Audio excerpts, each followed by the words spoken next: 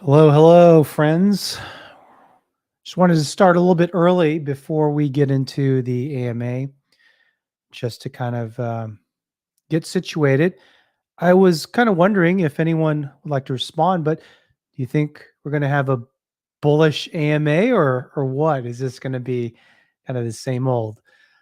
So I'm kind of excited to see this for sure. You know, I feel like we're waiting for something, but a lot of us don't really know what we're waiting for, right? Uh, we'll have to see.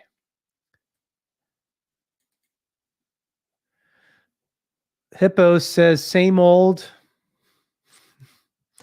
Yeah, I'm always optimistic because every now and then they'll drop some really good gems. But what I have noticed is that the quieter the team is, the more likely something is to be released. It's like almost at our lowest points is when some great bullish news comes about. So we'll have to see, right? I do think that the Matt Gondek thing is, I mean, it's nice to have an artist talk about, what they're potentially bringing on to Veve, but I don't know, maybe it's a little bit of a distraction. I don't know, but we'll have to see. Uh, we can expect some of the same old, that they are making progress, right? At the end of the day, they are making a little bit of progress. MTL is, we're seeing more evidence that that's coming to pass. We know more of the details about that. So seems like it's close. Immutable, man, they just finished that, in January. People have been migrating over. That's kind of an open process to get people or to get people's tokens migrated over. But they really did that, right? That's something we've been waiting for quite some time. So things have to happen soon, I hope. Dave Medina, hashtag soon AMA. Yeah. I mean, chances are you are right, but, we'll have to wait and see. 420 here says, I think it will cause a dip again. Maybe the last dip. We'll see. I don't think it will cause a dip, honestly. I really don't. The only way I see it causing a dip is they have to basically be like, things got pushed back drastically. We're not going to have any exchanges for 3 to 6 months. Viviverse 2023. I just don't think this is what's going to happen with this particular AMA. But I don't know. I mean, the token did dip to like 0.0031, with the whole Ukraine news, and people gobbled that back up. We're back up to like the 4 or 5 level. I didn't anticipate that. I thought we would go a little bit lower, to be honest. But, we'll have to kind of see. Our view of the Omi token needs to change. We have to stop thinking of it as it's going to pump again very soon.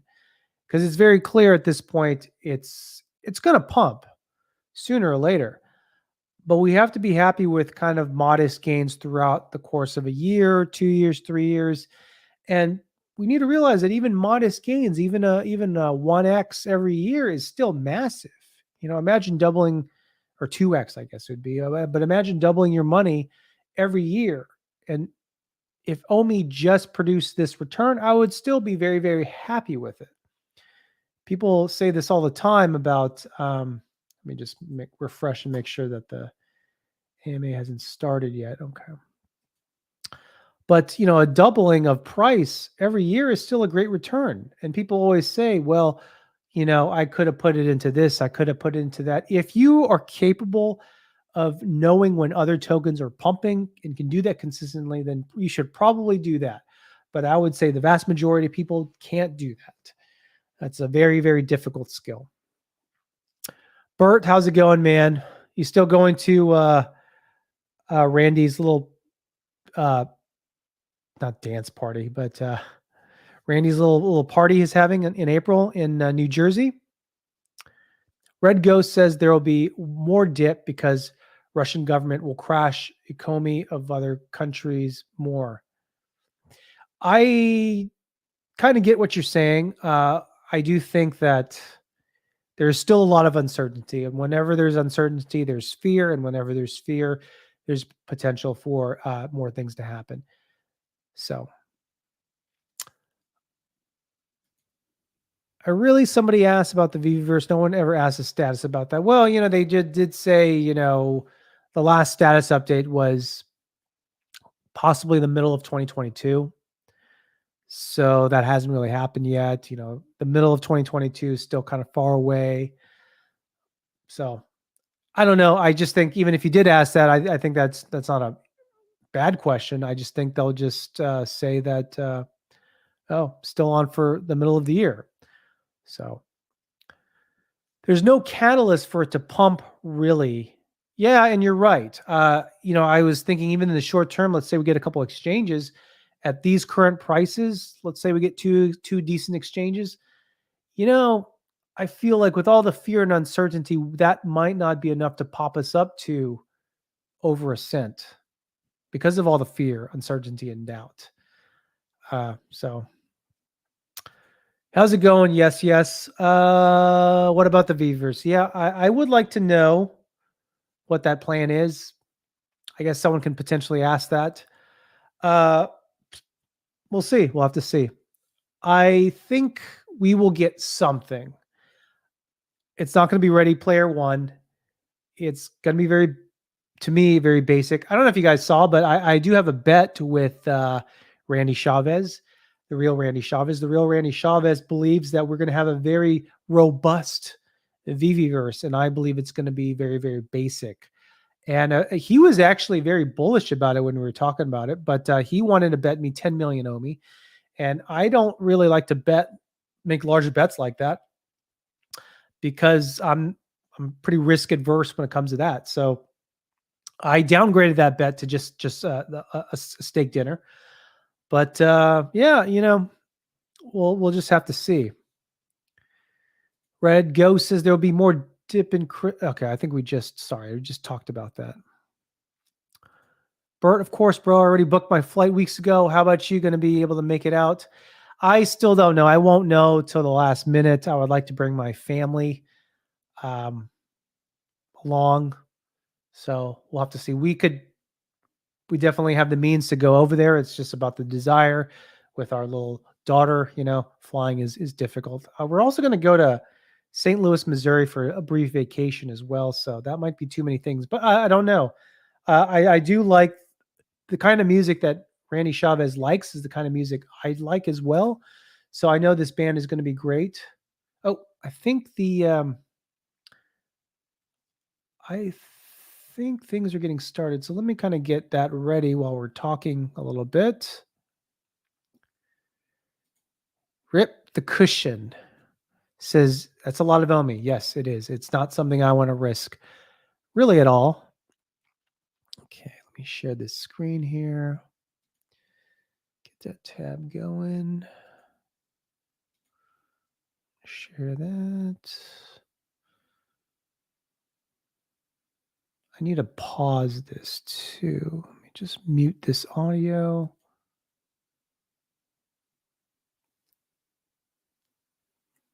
Anyways, we'll get that ready very shortly. We have about a couple more minutes before we start. So we'll get started very shortly here. Ballistic Trickster says, do you think Veve should relax on drops a bit to allow the market to recover and also develop the app functionality more? No, I don't think so. It doesn't make sense from when you think about it, it's still a business. I'm sure there are collectors out there who would want some of their collectibles to pump by kind of taking a pause, but really Veve is in the business of making money. So the best way to make money is to drop a lot of collectibles. I'm sure they have contracts to drop certain collectibles. So they're probably at a certain point going to start rushing out a lot more drops. I mean, at the end of the day, that's how they make money. So I don't think they should do that. That doesn't make sense to me. I know why people would want that to happen so that the market could recover, consolidate on certain collectibles, but Veve is not catered towards collector, investor, speculators. So anyways, there's that. Do you think Omi could go to 0.0025 again? I do think that. I do think it's possible. I think it's based off what's going on in the broader financial markets. So I do think it's possible. Rip the Cushion says more drops, more burn. I agree with you there. Ultimately, my channel is catered more towards Omi investors, not necessarily collectible investor speculators. So that's what I would like, more burns. Allow me to join this space and see if it's on now.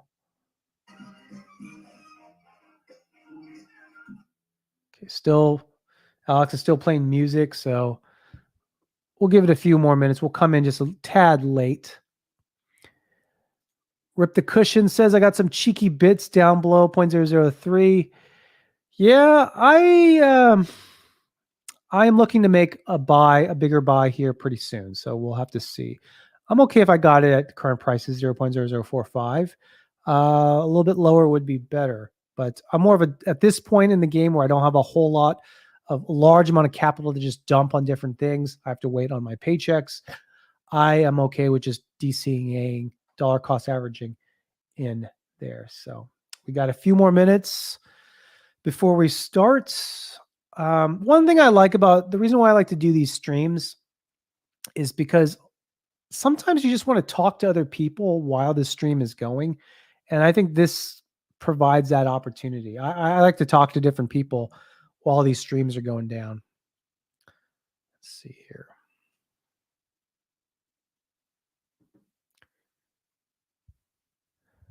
Red Ghost says, where do you think I'm guessing that your question is where do you think a good buy would be? Honestly, I think buying at prices right now is fine, to be honest.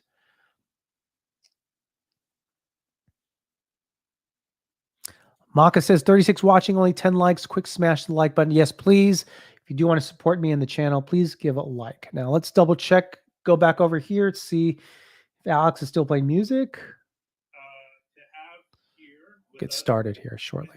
Matt Gondek. We're going to talk getting to know him and his work, and then we'll kind of transition into some kind of standard AMA with a few community updates and whatnot. So I will bring up some people on the stage later, but for this first half, we're definitely going to focus on Matt, one of the artists coming to Veve, and an amazing artist at that. I've been a fan for a while, so this is real exciting for me.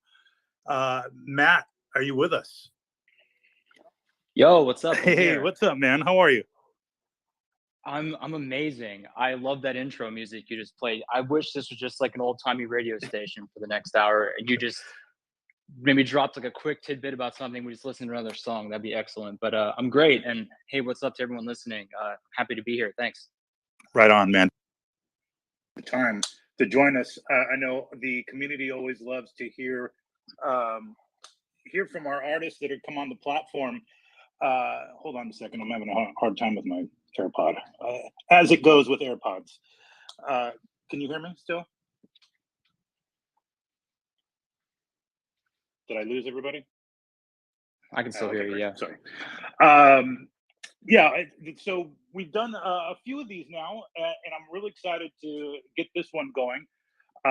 We have almost the entirety of the Veve community with us on a different day and a different time than we usually do these, so we kind of let people filter in. But I also wanted to say a special hello to Reese, who is joining us on stage. He's the comms manager from the ecomi Veve side. What's up, Reese? How are you today? Hello, fam. I'm doing well. Made it just in time for this AMA. Fresh from a dentist appointment, I hear. Fresh from the dentist appointment. Can confirm, teeth are healthy. All right. Fantastic. All right. So, Matt, this has been a long time coming, in a way. Yeah, what, 2 years? Yeah, almost 2 years ago, maybe? Yeah, absolutely. Now, I first became aware of your work maybe about, I want to say almost 10 years ago now. And this is a funny little tidbit. I'm not sure if you remember this, but I was visiting my boy Bernard down at a local streetwear skate shop called Hot Rod. Hot Rod. Yes, sir. And I rolled in and I was looking for some dunks and some of the new hats he put out. And he's like, "Hey, have you met Matt Gondek? He's a local artist. He's really cool." I go, "No, nice to meet you, man. But let me check out your stuff." And then I did when I got home, and I was like, "Holy shit, this stuff is amazing." So I like from that moment on, shout out to Bernard for putting me on the Matt Gondek some years ago. And that was kind of a cool little meeting that I got to have with you there at a hat that I've seen you repping around in various photos and whatnot. No, totally. I mean, I moved to California maybe 8 or 9 years ago, and Bernard was like, he gave me my first shot here. Everyone listening, Hot Rod is like they're a shoe store. They're in what, West Hollywood Westwood. or where Westwood. are they? Westwood. Thank you. But I moved here, and I had a friend who just took me there, showed me around, and I asked Bernard if I could have an art show there, and he's kind of the guy that gave me my first shot, like I said. So I'm not sure when you're talking about, but it was probably right when I first moved Yeah, here. So that's if awesome. you had only moved here 8 or 9 years ago, then that's probably just when it was, because I remember you seeing your piece in the store. Yeah, that was right when I moved here. That's Yeah. amazing. And so since then, kind of bring us up to speed. Tell us a little bit about when you came to LA and then kind of what that journey looked like. Yeah, sure. So I've been doing art full time for a career for about 15 or 16 years now. And I got my start in, I was a freelance digital illustrator for the music industry. So, like, pretty much any band that you'd see a t shirt in Hot Topic, those were the people I worked with, right? Like, all those metal bands and punk bands, they go on tour, they need merchandise. So I did t shirt graphics forever. I always wanted to be like a serious artist or a fine artist or, someone who has art in galleries that people buy a piece, as opposed to just making artwork, putting a band name on it and putting it out into the world. So I started painting a couple years ago, maybe about 10 years ago, just to try something else. And I moved out to California and met some people. And then finally, I guess my career took a turn about 5 or 6 years ago. I did my first international show in Hong Kong. And since then, it's been a pretty cool ride. And what's cool now is, like, with NFTs and everything, within the last, 2 years, I'm able to kind of go back to the beginning of my career, which was a lot of digital work, which I gave up on at the time because no one was taking any of that seriously. No one was really collecting digital work, which is why Veve is awesome, why NFTs are great, So it's kind of my little story. Nice. And kind of tell us about your stuff. For those not familiar, I'm going to start pinning some of your tweets here at the top so people can see your work.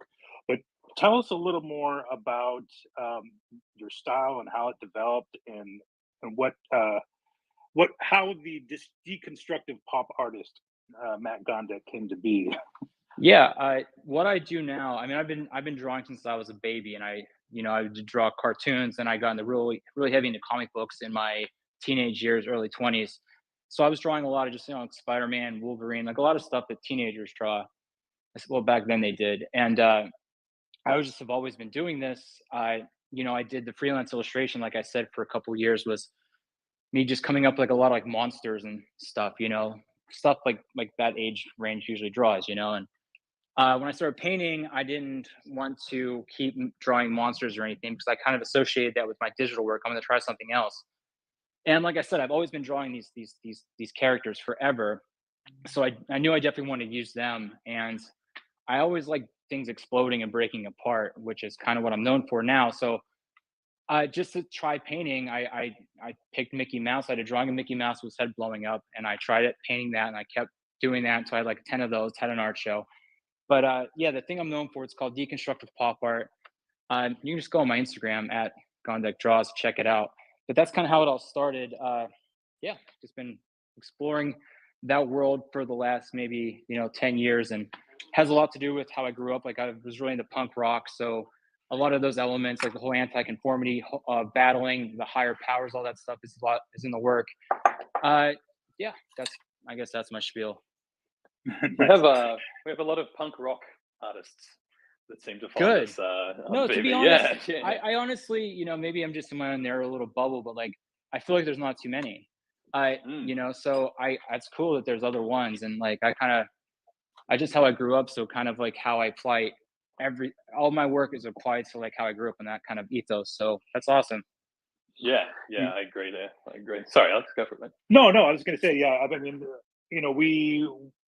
we're fortunate enough to work with artists like Frank Kozik and Jermaine Rogers, who come from the gig poster world and the kind of the punk scene, and kind of came up through doing gig posters, much like you did merch for artists, and then kind of graduated from there into fine art, vinyl toys, etc. And they're still working today. How did you find your transition from kind of doing merch and graphic art into like physical artwork? Did you go start with painting, or did you do sculpture first? It was amazing. It was the most freeing thing I've ever done, because I was a freelance digital illustrator only because I didn't want to go work a job. Like I used to work in car insurance, and that was the last thing on earth I wanted to do. So getting paid to draw band t-shirts was excellent, but it was never the end goal or anything like that. What was your question? The transition from that into So I started doing the band t-shirts, but I was just doing that to make money. And when I transitioned to fine art, it was just very freeing, because like I didn't have to worry about appeasing a client, or making sure the band I was working with approved the shirt. It was just, I came up with this, it's for sale through me only. And it was just fun to paint, like, because for so long I was just sitting on a computer. I wasn't making anything tactile, fungible. And it was just kind of cool to physically hold a painting and flip it upside down and get paint on your hands. Like, it was just really nice. So it was a good thing. Nice.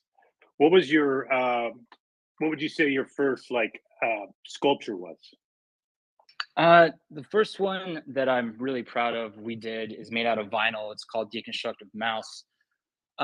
We did that maybe 5 years ago, and we dabbled in it. We did some sculptures before that in like other things like resin, which is a little bit harder and like more fragile. But I felt with like my first vinyl, like I guess toy sculpture, we really kind of did a home run on what we're trying to capture. So that was that. And the one I'm most proud of, I put out maybe 2 years ago. It was my first bronze piece, and that was cool because that's the most I've had like hands-on making a sculpture. Up until that piece, I was working with a team. So that's my answer.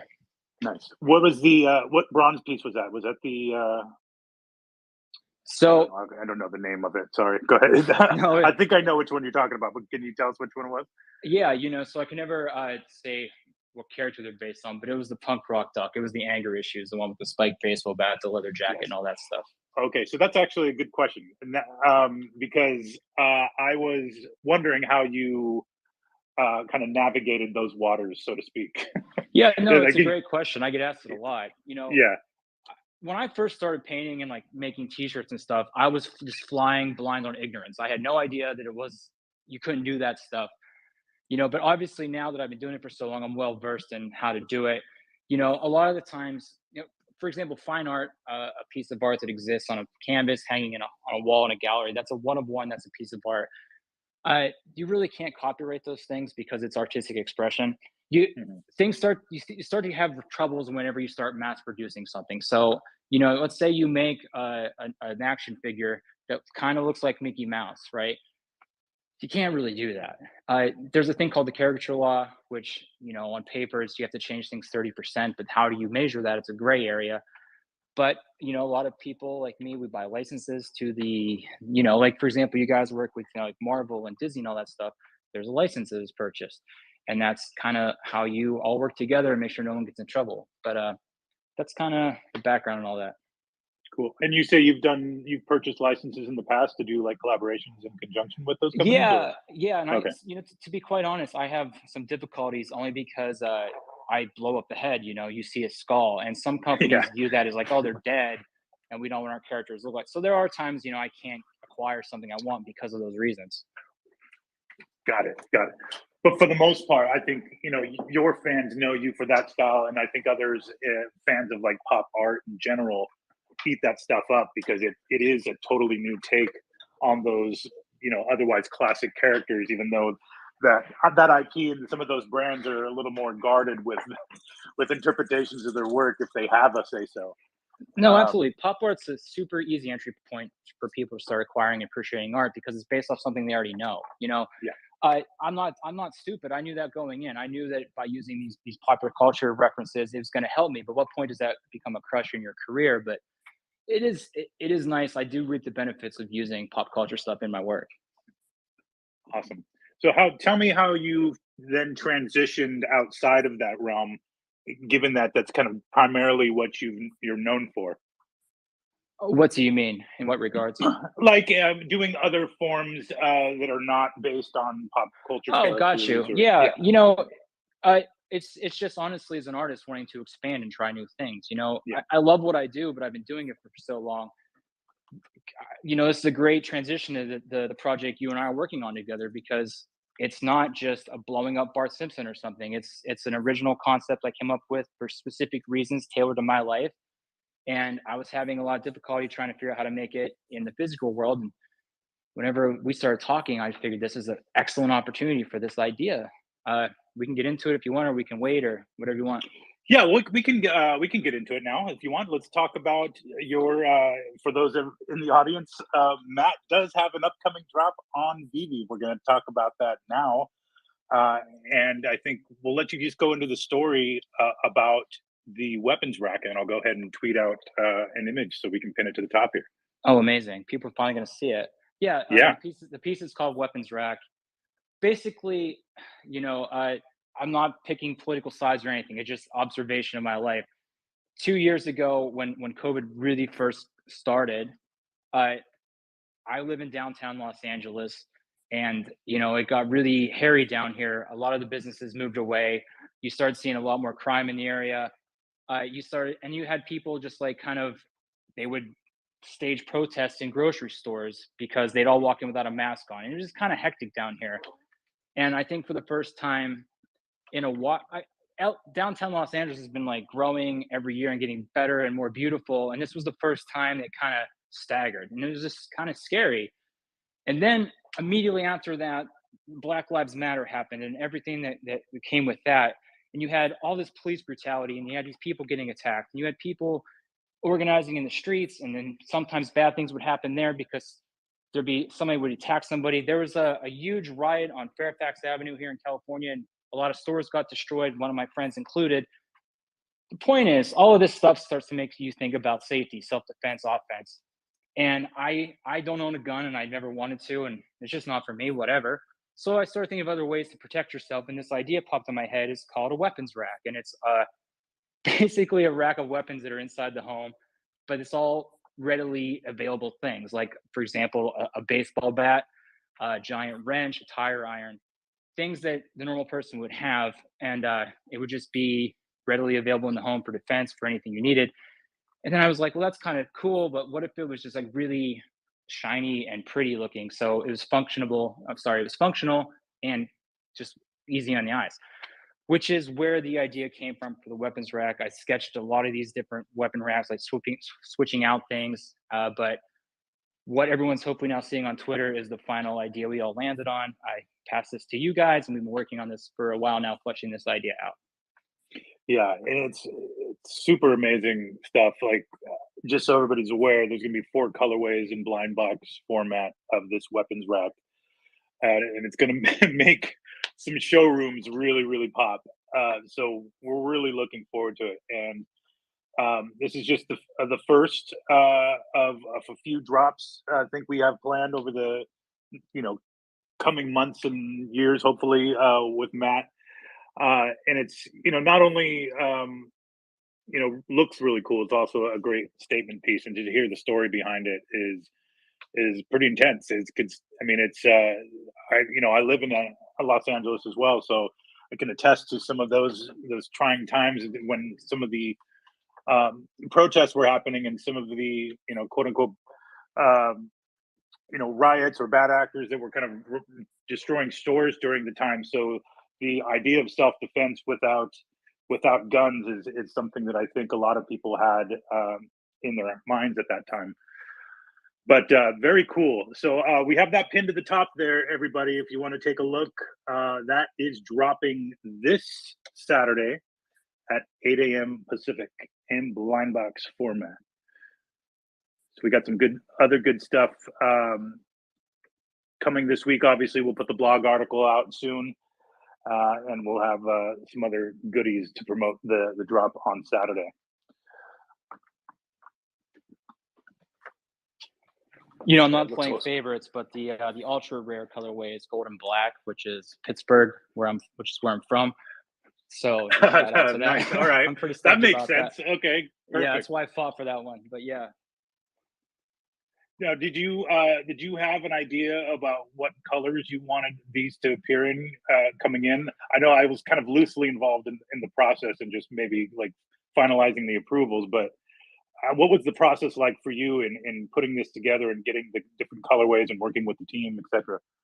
Yeah, so like I said, I'm primarily known for my physical art, you know, canvas and galleries. I'm actually just came off a physical art show we did in Mexico City, where in that show I just used 5 colors. I consistently use these 5 colors. It's a neon pink, a neon yellow, teal, it's a light gray, and then black.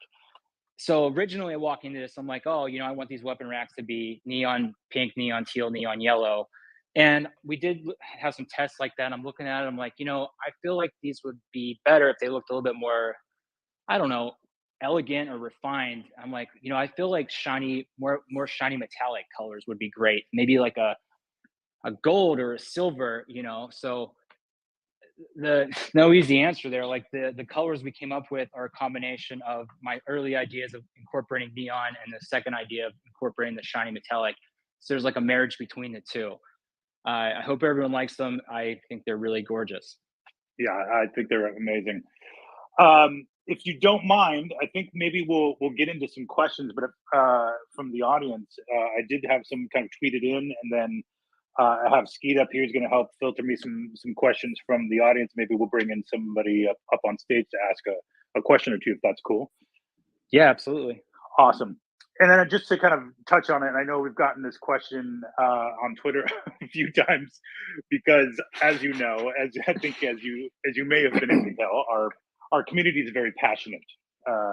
I've noticed. Yeah, and so I think at the time, you know, even before we'd even inked any kind of deal, there was some circulation of a certain showroom image as a proof of concept from our CEO, David Yu, who's a big fan of your work, by the way. And that somehow that proof of concept made its way to the public. And I think a YouTuber or two did some reconnaissance and some deep dive into the pattern in reverse Google image search matching and found that a piece of art in the corner of a showroom prototype belonged to you, or 2 of them, in fact. Yeah. And so, you know, fortunately, unfortunately, that got out into the public, and it was, you know, obviously not for public consumption. And I remember that was just kind of when I first started here, and I had reached out to you on Instagram saying, hey, sorry about this. We're not trying to use your images without your permission. I think it was mainly just a proof of concept, but our community was really excited about the prospect of having you on Veve at some point. But I'll make sure that we, you know, we'll use a little more caution in sharing those images in public forums, whether it's a web stream or whatever the case was. But it's really awesome to hear that that you're actually now on board and officially launching some NFTs with us. Didn't this happen with Weezer, where everyone online just said you guys should cover Toto's Africa until they did it? This is exactly no, for real. Like they covered Rosanna first, though. So like, yeah, I was just working one day. I was just painting, and you know, I put my phone down. Like an hour or two goes by. I look at my phone. I have all these tweets like confirmed Gondek on Veve. I'm like, and I click on this YouTube video. Like we tracked down this bottom left 3 pixels of this image, and it's Gondek's painting from 1997. Like holy shit, it was crazy, but it worked. You know? It totally worked. It got everybody fired up. Yeah. You know, and shout out, I think you even responded to that tweet with the video that was put out maybe like 10 minutes after the fact. Shout out Non-Fungible Wonderful. By the way, in one of the intro songs they played before the brass band, that is a song by the guy who put out that YouTube video, you know, saying Gondek confirmed. He's a very talented artist and writes, you know, Veve and NFT related music. So check him out. Non-Fungible Wonderful. But yeah, I'm glad we could all finally get to the point where we are officially announcing our partnership with Matt Gondek, and the Weapons Rack Season 1 drop this Saturday at 8 a.m. Pacific, 4 colorways in blind box format. And yeah, I think with that, let's maybe get some questions. Hey, Skeet, you with us? Hey, yeah, I'm here. All right. Yeah. Did you have a question, or are you going to filter in some questions from Discord? I'm gonna filter in some straight off the rip from the Discord. Nice to speak with you, Matt. Nice to hear your story and get some of your experiences in. But I the Discord have quite a few questions, so I'll keep the mentions open on Twitter and Discord to pass them through. Okay, let's hear it. So first one from Jez was querying about some of the inspiration behind that blown up Mickey, and if you have any plans to talk with Veve about that as well. Yeah, I can quickly touch on that. So my very first painting ever, you could say, was a blown up Mickey. So I used to be a freelance illustrator, and I had this job where basically I had to draw Mickey Mouse like 30 times, but I had to submit like 100 of them. So I was drawing him all day, every day, like when I was on the phone watching TV, and eventually, every 5 or 6 of them, there's a bad one where he was getting run over or shot or poisoned. And when I first started painting, like I had no idea what to pick to paint, and I had that stack of drawings of all those Mickey Mouse, something happening to them, and I randomly grabbed the one where his head was blowing up. That's where it all started. Around that time, I was in a punk band, and our drummer was named Skeet, and I've never in my life, besides you and him, knew someone named Skeet. My mod, Tim Unkefer, is listening right now. He used to live with me. He knows Skeet. What up, Tim? Hope that answers your question. That's pretty dope. Well, there you go. You got 2 of us now, so it's cool. We'll I can't play drums. Strength in we'll numbers. I love it. Thank you. No worries. So Luigi of the Hood was asking about some of the challenges you may have had, if you any, about Web3, and how you think you'll be able to kind of navigate those going forward. Yeah, cool. Well, I literally didn't know a thing about it a year and a half ago. My first dip of a toe into anything Web3, I did release with Nifty Gateway. That was my introduction. I did it, like 2 Novembers ago, and then I did one last February that was quite successful.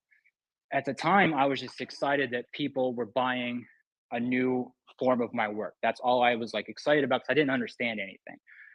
Then 4 hours pass and Web3 completely changes, as it does. And I'm like, oh, shoot, I didn't have any utility with my drops. And I'm like, well, what is utility? And I'm like trying to figure this out. Meanwhile, I've already released everything. So, a lot of, to a lot of my artist friends, I got in super early, but I personally don't think I did enough research on the topic. So we stopped making NFTs like last November. We just put a pause because we were starting from scratch, and we made a new project where actually there's utility and there's all these other things. It's tied to physical product later on down the line. It's this thing where I'm saying, okay, I kind of understand now. Can you please take a look at this? And also, if you supported me already with any of my NFTs, here's this. Thank you. Like, kind of like a thank you, and I'm gonna do the right thing and hope everyone's into it. But that's all cool. That's all selfish stuff. I personally love the idea of having certificates of authenticity for physical art. Anyone listening, you buy a painting or a statue, like a physical fungible thing, most of the time you get a piece of paper saying this is real, where you can't really track that, right? But obviously with Web3 and blockchain, you can. And I'm personally super excited about that and the future of that. Hope that answers your question. Super long answer, sorry. Oh, that's perfect. Thank you. Ski, do you have another one, or can we bounce it to the audience quickly? Yeah, go to the audience. I'll clamor a couple more. All good, but thank you very much. Yeah, okay. OMW, do you have a question for Matt? You're on mute. OMW. Hey, how are you, Matt? Welcome to the Veve family. What up? Just wanted to figure out one thing. I know that you said that you started with digital work.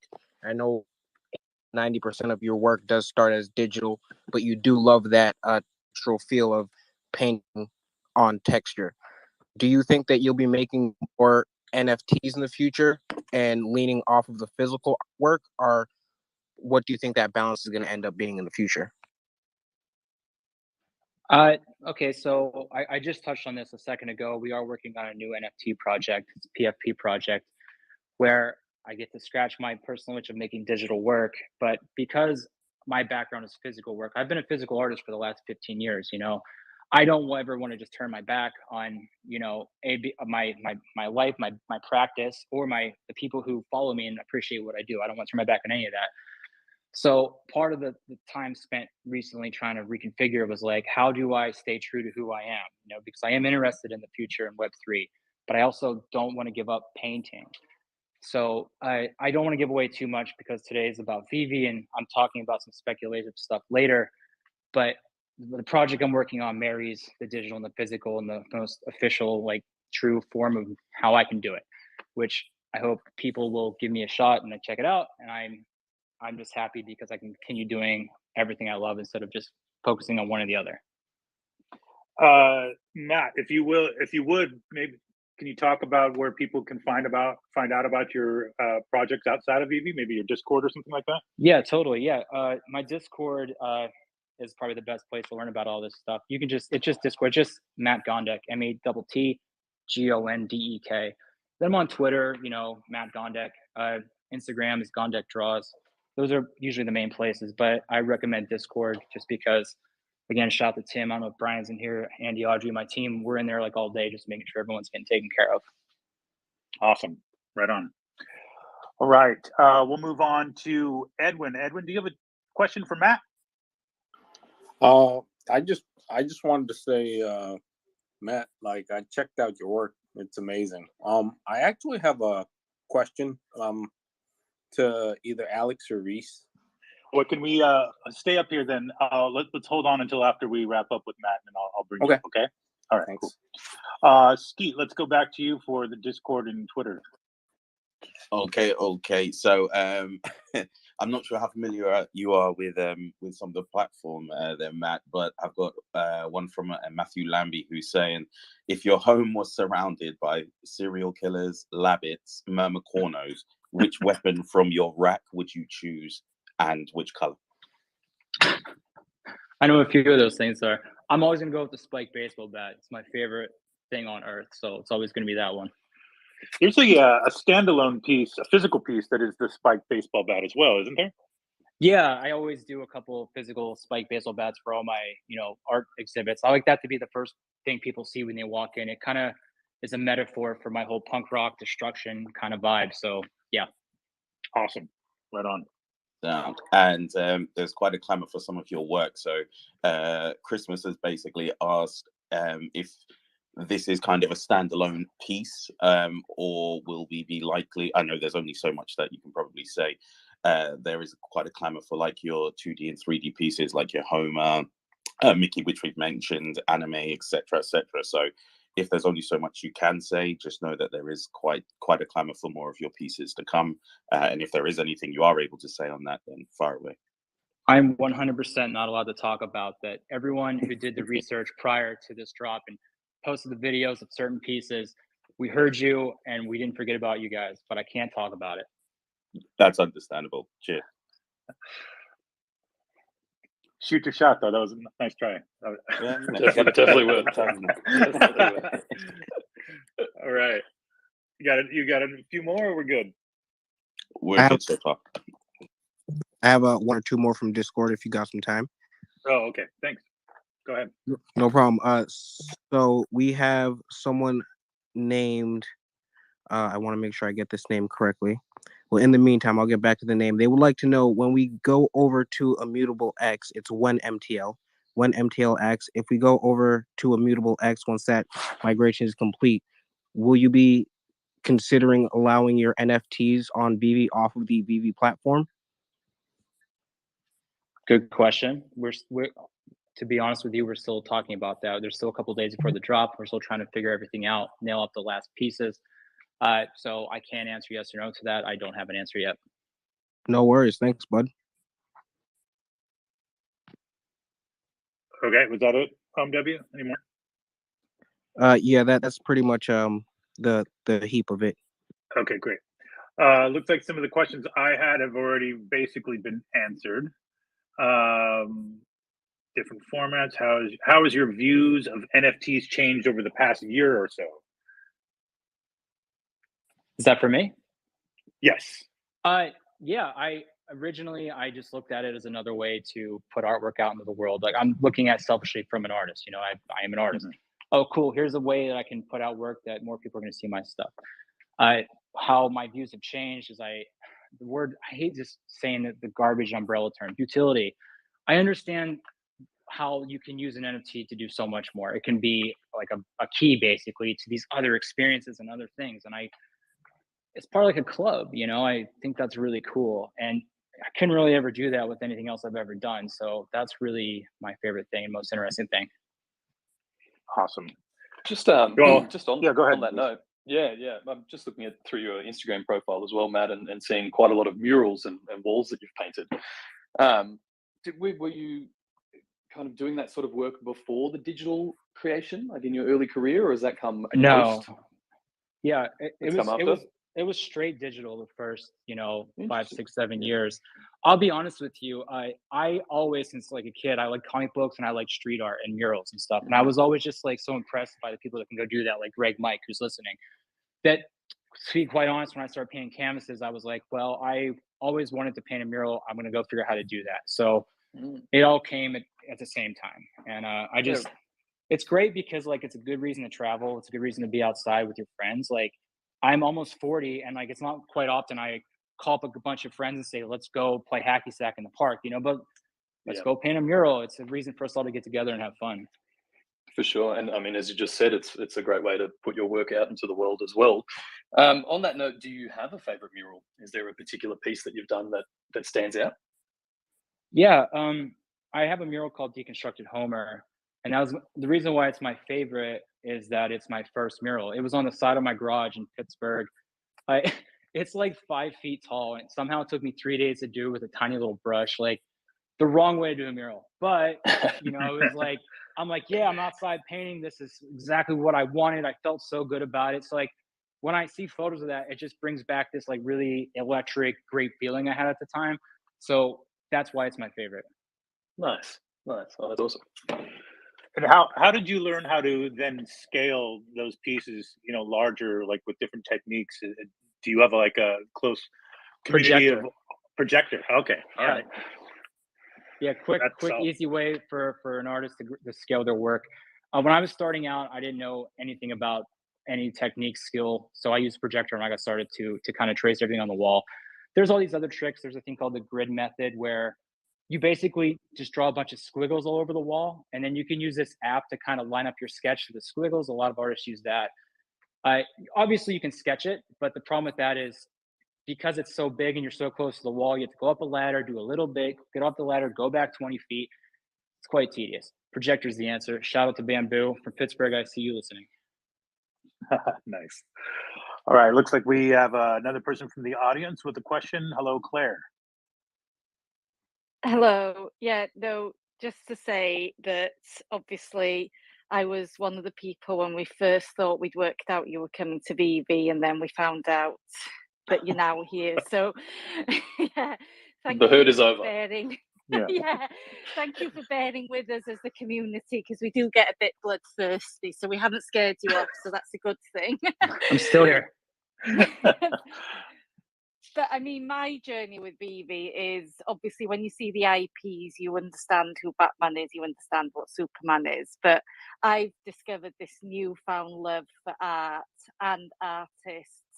And then it also develops into kind of wanting to buy the physical versions from the artists as well. And it was just, is this something that you've considered as a future with Veve, where we might be seeing physical items coincide with what you're dropping? I'm literally not trying to give out any hints here, but that's always an option. Like I come from a physical world, so I always kind of, if without thinking, I always go that direction, physical first. So yeah, it's always a possibility. But yeah, I appreciate you back in the day doing the sleuth work and everything. But yeah, hope that Oh, well, answers your so question. I'm not taking the credit for that. I was just, Okay. I was a sheep that followed. No, there was people far more intelligent than me that worked Got it it, got out. it, got it, got it. She of many retweets. Yeah, I'm probably guilty of that. Yeah. All right. Well, thank you, Claire, for coming up. Matt, it's been an absolute pleasure. We're really looking forward to having you here as part of the Veve fam and having your work available to people, fans and new fans alike. So for everybody who didn't catch it, I've pinned to the top tweet announcing Matt Gondek's first drop with Veve Weapons Rack Season 1, 4 colorways and blind box format, drops this Saturday at 8 a.m. Pacific, and hopefully the first of many. Matt, any parting words or anything else you want to talk about as far as your other projects or anything like that? Just your standard stuff. Everyone listening, just thank you so much. Like, I've had my toe in the water with you guys for like 2 years, and everyone's been super supportive. And whenever we first started flirting, everyone got just so much like nice fan things, DMs, comments. Like, everyone's been so nice and polite. A little like rabid, but so thank you to everybody. I'm really stoked that I'm working with you guys, because you guys were nice, and I thought we worked together really well, and like everything's been super easy, and you guys are really easy to work with. So I super appreciate that. My team helping obviously with this build, Andy and Kelly, and then we have Tim and Brian, our Discord mods. And just check out my other stuff. I'm always doing art shows. I have a PFP project coming we can talk about next time. But yeah, just thanks. That's it. That's all I got. Right on. So you just wrapped up your show in Mexico City. Is that correct, or is that still ongoing? Yeah, I just wrapped up. Okay. Do you have another physical show that you're planning on? Yeah, there's a couple expos throughout the year, just like all over the world, like art fairs and whatnot. But that's only like 1 or 2 paintings, so whatever. Oh, okay. Yeah, but I do. I have one in the fall. I'm literally not allowed to talk about, but it's in the fall. It's a really big show. It's a lot of work. That's the next thing I'm working on right now. Got it. All right. Well, we'll keep an eye out for that. Everybody, make sure you follow Matt Gondek on Twitter. His handle is above. Also, Gondek Draws on Instagram. And the Discord at what was that address one more time, Matt? Just my name, Matt Gondek, MATTGONDEK. All right. Well, I appreciate you spending time with us today, and you're more than welcome to stick around. But you're probably going to have questions about payout and whatnot. So I have to go paint, so I'm going to head out of here. But I appreciate it. Thank you. Awesome. All right, Matt. Appreciate thank you it. so much. Yep. See ya. See you, Matt. Right. Good times. Really excited for this, by the way. So as if you couldn't tell, I've been a fan of his work for some time. And this new set, this weapons rack looks awesome. I think it's going to really look cool in a lot of showrooms. So, all right, with that, we'll transition now into a few quick updates, and we'll do some questions AMA style. Not too much to go over today, so we'll spend probably most of the time on questions either from Twitter or bringing some people up to the stage. But let's go ahead and quickly touch on a few things. We just put out the article about payout beta, MTL cash out as it has otherwise been referred to. Just wanted to touch on a few items out of that article just to kind of clear a few things up. So we are on, this is part of the ongoing kind of beta testing phases, right?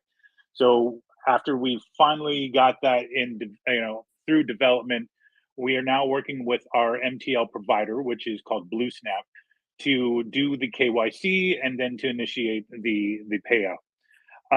We were going to be onboarding beta testers to that program weekly and at random.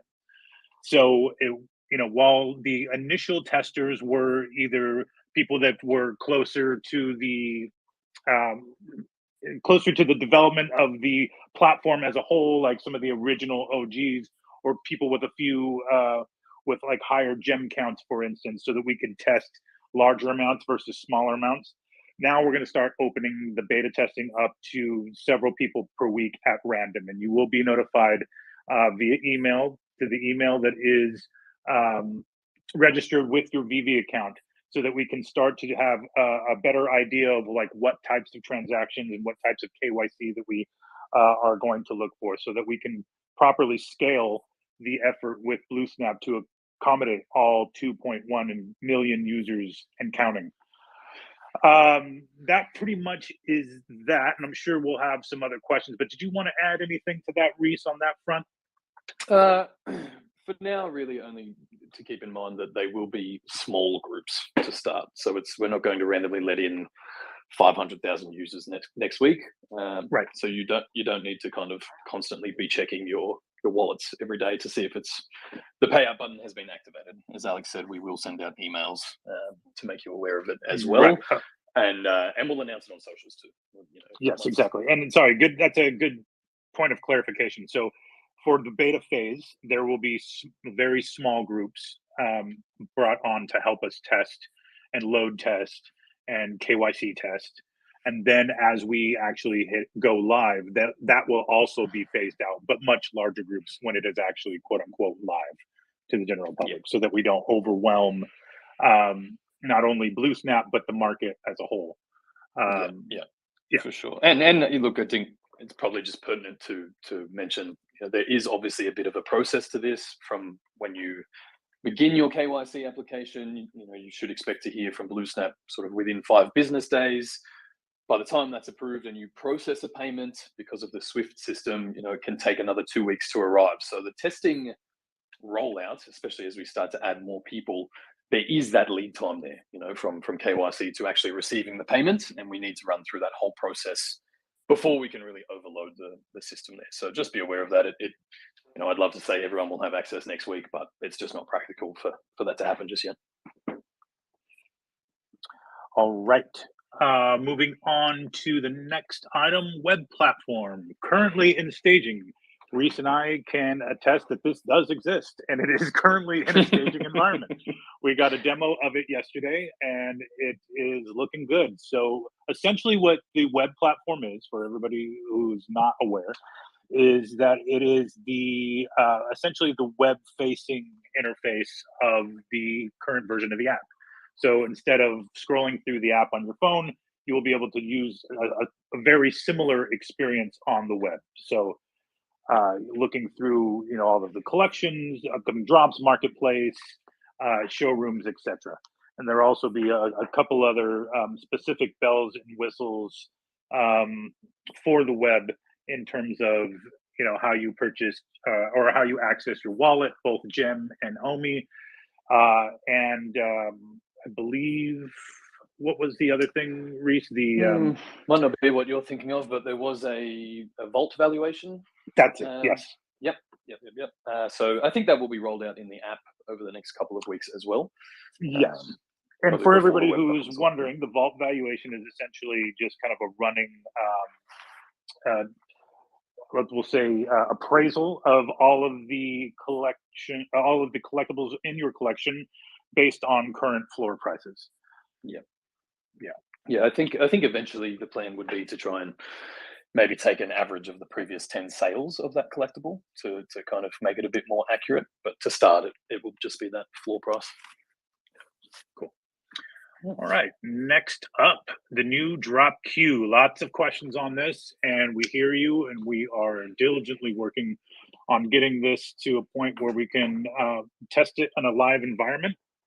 But as far as the queue system or waiting room, or however however we're going to refer to it, but essentially the moving away from fastest finger on a drop, but more of a random selection at time of drop based on a waiting room or a queue. That is going into internal testing at the end of next week. So just a final pieces of development happening on that, with internal testing next week.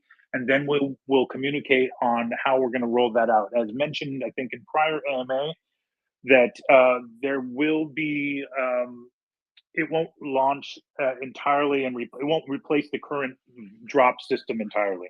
There will be probably concurrent types of drops. So there'll be like the current and traditional type drop, where it's click at buy now at 0. And then there will be the queue system, so that we can run both in parallel and where nothing is there's if we have to fall back on the original to just do some improvements or something, we have the ability to do that. But also there will be a test drop, so we're coming up with something to sell, or at a very low price point, that is something that has many additions, so that we can basically have a drop of little to no consequence, I guess, let's say, so that people can kind of test it in a live environment. So whether that's a Veve logo, or some shelves, or whatever the case is, we'll figure that out.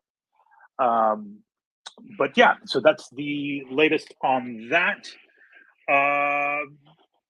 Reese, do you want to go over some ecomi updates? Yeah, nothing has really changed on that front just yet. So I know a lot of people are asking about or waiting for the bridge to move from layer 2, the Veve app, back to layer 1, which would be exchanges or your own wallets. Now, the original plan was to open our own bridge, but there's been a few bugs on the IMX side that we have been waiting for their devs to iron out. And I think the quicker implementation of that will actually be to use their bridge through the IMX marketplace. Now, it's not available yet. Same thing, we're still waiting. I'm waiting on confirmation that those things have been fixed, at which point I will release instructions on how to use their interface to bridge. And then once they've implemented those changes, we can open ours. But I think theirs will be open first. But look, for most people, it probably won't affect you. If you moved tokens to the Veve app, presumably your intention was to use them in the app, and none of that has changed. So hopefully it's not affecting too many people. But as soon as I get the go-ahead from all the development team, I will release some instructions on that. In the meantime, I would strongly advise against trying to use it, just in case you lose your tokens somewhere in the Netherlands of crypto, basically. And then the second update, OKX and Gate.io, I still have not heard back from. I've been pinging OKX every single day as to when their devs will open trading and withdrawals again. Still have no update there. And Gate.io, same deal. I'm waiting to hear back from their development team as to when they'll reactivate those. But as soon as I have information on that, I'll post it in our announcement channels and on socials and all the rest. But really, I think that kind of wraps up the quickest updates we need to cover. Okay, great. We're gonna do a little more Q&A this time. I have some from Twitter that I'll go over, and then hey, Noah, are you there? Noah, are you on mute? Yes, here. Hey, Noah, what's up? Hey, good to hear from you. Shout out Noah, everybody who is running the show from the Veve handle today. Do you mind helping us bring up some people on stage while I go through some of these Twitter questions? Yeah, absolutely. Perfect. Okay, so let's move into a couple of these questions from Twitter. Fernando asks, the heavy server load failures make it almost impossible to hit something when you're not in North America. Will there be regional drops, and will there be a big drop with leftover comics and collectibles? Okay, so let's one by one here. Heavy server load, I believe you're referring to the error message that appeared for several users in weeks prior. I think we've finally have nailed that down, and it was basically just a display, an alert display error, as opposed to something wrong with the app or the actual server load. So that has since been resolved, and it shouldn't really affect the fact that where you are in the world, be affected by where you are in the world. Everybody essentially has the same chance at a drop. I know that is up for debate in many of the community circles, but the only reason I get asked this all the time, like why is it fair that so many people in the US hit drops and then people elsewhere in the world don't? Well, for one, 70%, if not more, of our user base is in the United States, so it's just kind of a pure numbers thing. There's no real mechanism or anything that makes it more fair for people in the US to get drops. than over other people in the world. Now, does your internet connection speed, phone processor, and things like that have a little bit to do with it? Probably. But I think once we move to the queue system, that should be kind of moot, right? So essentially, it'll be chosen at random once you're in the queue for any given drop. Will there be regional drops? I think generally we are aiming to be a global company, right? So any of our drops will be available globally. There may or may not be something that is specific to a specific region if we don't have the license and they want to drop something, but I don't really foresee that happening, and that's probably more of a David question. So I will pose that to him, and hopefully, I have an answer for that. But I don't anticipate that being the case. Yeah, just on that, and I think a lot of people would probably know, as an example, the Cartoon Network license. When we first started releasing that content, the license that we acquired only allowed us to release that in China, I think from memory. But then the marketplace is open for anyone to trade and make their purchases. So, as you said, the intention is definitely for most of our licenses to be available globally. However, the IPs themselves will be more region specific. We will definitely open different verticals that are more specific to the Asian region, or Little Prince for the French audience and Europeans, things like that. So Pilly Fantasy we just launched for the Taiwanese, famous in Taiwan and elsewhere, but obviously specifically for for that region, although available globally. Yeah, and I mean, what a great way to learn about new brands, new fandoms as well. Yeah, making them available globally. So there's that. Was there one more part to that question, Alex?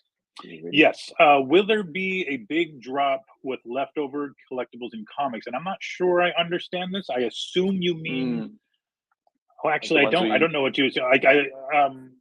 We sell out every drop. If you're talking about the holdbacks, that is those go to a combination of the licensors and the applicable artists, and then archive, as well as a pool of giveaways. Now, on the giveaway tip, we are now going to be ramping up our giveaway program again. I think maybe last giveaway we did in earnest was the 12 days of Christmas, and I think we just had to take a short break because it is a little bit labor intensive the way we have it set up. But now we're going to look to really get some of the kind of holdbacks back into the community, and we'll look at the cadence. But hopefully, every 2 to 4 weeks we'll be doing another set of drops. So for anything that you may have missed or don't want to spend on in the market, we will have those opportunities to give those away back to the community. So keep an eye out on that. We'll have information in the coming days, or hopefully before next week, about what our next giveaway is going to be. All right, let's go back to Edwin, who's on stage. What's up, Edwin? Yeah, I just wanted to ask, with the Aston Martin secret rares being drivable, just on the optic level, for all the DeLorean holders, at least I was under the impression that the feature just wasn't ready. So if it's ready for the Aston Martin, what makes it not ready for the DeLorean? It's the not DeLorean that was. Sorry, go ahead. I was just going to say, I was DeLorean going to say dropped quite a while ago. Sorry, go ahead, Reese, go. It wasn't ready. It wasn't ready when the DeLorean first dropped. There's still a few videos of that circulating, and they look a bit janky. And a lot of the work has gone into scaling, maintaining the scale of the car itself, or pegging it to a specific size so that it kind of can stay within that frame. So now that has been developed, I mean, this is not confirmation of anything, but obviously everybody knows that sort of drivable feature has been in the wings, and we do have a lot more vehicles coming soon, some of which I would expect to be drivable. Yeah, just so you know, Reese, I was given the green light. Fantastic. Yeah, so the DeLorean will be drivable. The reason why the Aston Martin came out first is because of the nature of that drop and how ultra premium it was, and just the kind of the negotiations with the Bond people and Aston Martin directly, and why we were treating that as a very limited edition ultra quote unquote ultra premium drop, is so that we could also include the drivability. Now, DeLorean will be drivable. There's a couple of other tweaks that we need to make on those specific models. The Aston Martin was developed with the intention of it being drivable from the get, but DeLorean drivability is coming soon. It's just a quick couple of tweaks on our end, but you will see it be drivable soon. I think Sweet. we just That's awesome. lost everybody to the market. Yeah, well, Thanks for all the hard work. Appreciate you guys. Thanks, Evan. All right. Skeet, you're still up here. Did you have any questions from Discord that you want to bring up? Yeah, this is more a suggestion, I guess, as opposed to a question. With obviously, do I want to hear this? Yeah. No, it's just with current events. I know you mentioned earlier for the new drop system, it might be with just trivial things, as it were, whilst we test it. So a suggestion has come through with current events. If we were thinking about doing a said trivial drop, maybe with the contributions going to like a charitable donation within like the Ukraine or something like that, with what's going on. So maybe something like that we could roll out, with a large amount of mints, so there's enough for everybody if they wish to grab one to pass on that contribution. Yeah, so it's a great question, and also commendable question. I have been hit up on Twitter about this. Shout out to I think it was NFT News. I haven't got back to the tweet yet. Yeah. So there's a lot of complexity around how we would do that. Around the time that it takes to kind of develop any kind of model, regardless of if it's like a flag or if it's a 3D model. For the collectible drops, those are usually in development for 2 to 3 months. Now, I hope, God willing, that this conflict does not last that long, to where we would need to still do that in 2 to 3 months' time. But I'm trying to figure out what else we have at our disposal to try to give back in some way. Also, I need to, there's also the complexity of, Apple and Android taking 30% off the top, and that would just be kind of, unfortunate, I guess, if we were doing something on that level for charity. So we may need to, we're talking about it internally, and we are thinking about ways in which we can do something, drop wise or collectible wise, that we could give a portion, if not all, the proceeds to relief efforts. So stay tuned for that. I just don't have an update on it, and I didn't have an official position as Veve to talk about it from my personal Twitter. But know that we are looking at all options for charitable giving for in the future in general, but also for this particular world event. Perfect.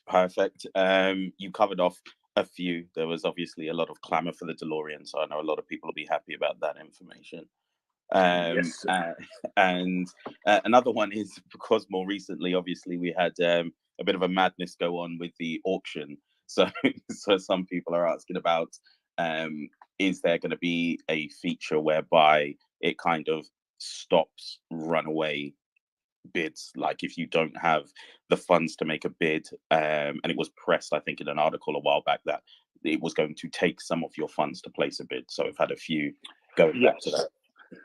Yeah, so that stuff is still, unfortunately, in development. There's nothing we can do like immediately kind of to stop that, unfortunately. But we are looking at ways to, as you mentioned, put, you must hold the funds in order to place the bid at that amount. We are looking at, perhaps a 3-strike rule. I know somebody actually from Twitter was asking if we can ban people that repeat offenders on this, because typically if you don't pay for an option, you're then locked out of the marketplace for 3 days. But I don't know whether just trolls or punishments there. There are. If you don't pay it once, you're locked out for 3 days. If you don't pay again, I think it's either 3 days the second time or 7 days. And any repeat offenders just end up restricted. So there are deterrents there. I know the auction you're talking about, and I think it really just became a bit of a community meme when it went, everyone was bidding Yeah. 10 cents over $10 million. So, in that instance, obviously, I don't think anyone was making a serious bid, but ordinarily there are already deterrents in place there. The problem with forcing you to have the gems before placing a bid is that if you don't win the auction and you've just preloaded X amount of gems, then people demand a refund from us or something like that. So there was early talk about like an escrow fund. You might at least holding 10 gems or 20 gems out of, you have to have at least that to place a bid, for example. And then if you don't pay for it, then the seller might get that escrowed amount or something like that. But really, after we implemented those original deterrents, the restriction of accounts and things like that, we haven't seen the games and the problems that we really saw in the early days. So I think we're just kind of sitting tentatively on implementing something like that at the moment. Okay, great. Antonius55 asks, when new Star Trek stuff? Any animated starships? There is more Star Trek stuff coming. And that's all I can say on that. Let's see. Stefan asks, is it possible to do a blind box drop and after the item is bought, you can decide yourself whether to open it? Yeah, that's yes and no. It depends. There might be a specific type of drop in which we kind of enable that feature, but that would be like an entire new vertical that wouldn't be for like blind box functionality across the board. We're always keeping an eye out on not only community requests, but things that our licensors are asking for and the wild imagination of one David Yu. So everything's on the table, but I don't, it's not currently in development. Yeah. Okay, let's go back to the stage here. I'll bring just a couple people up. We might have a couple up here already. Okay. Oh, who else did I? Oh, the mid lane. You know what? Noah was bringing people up. Yeah, who came up first, Noah?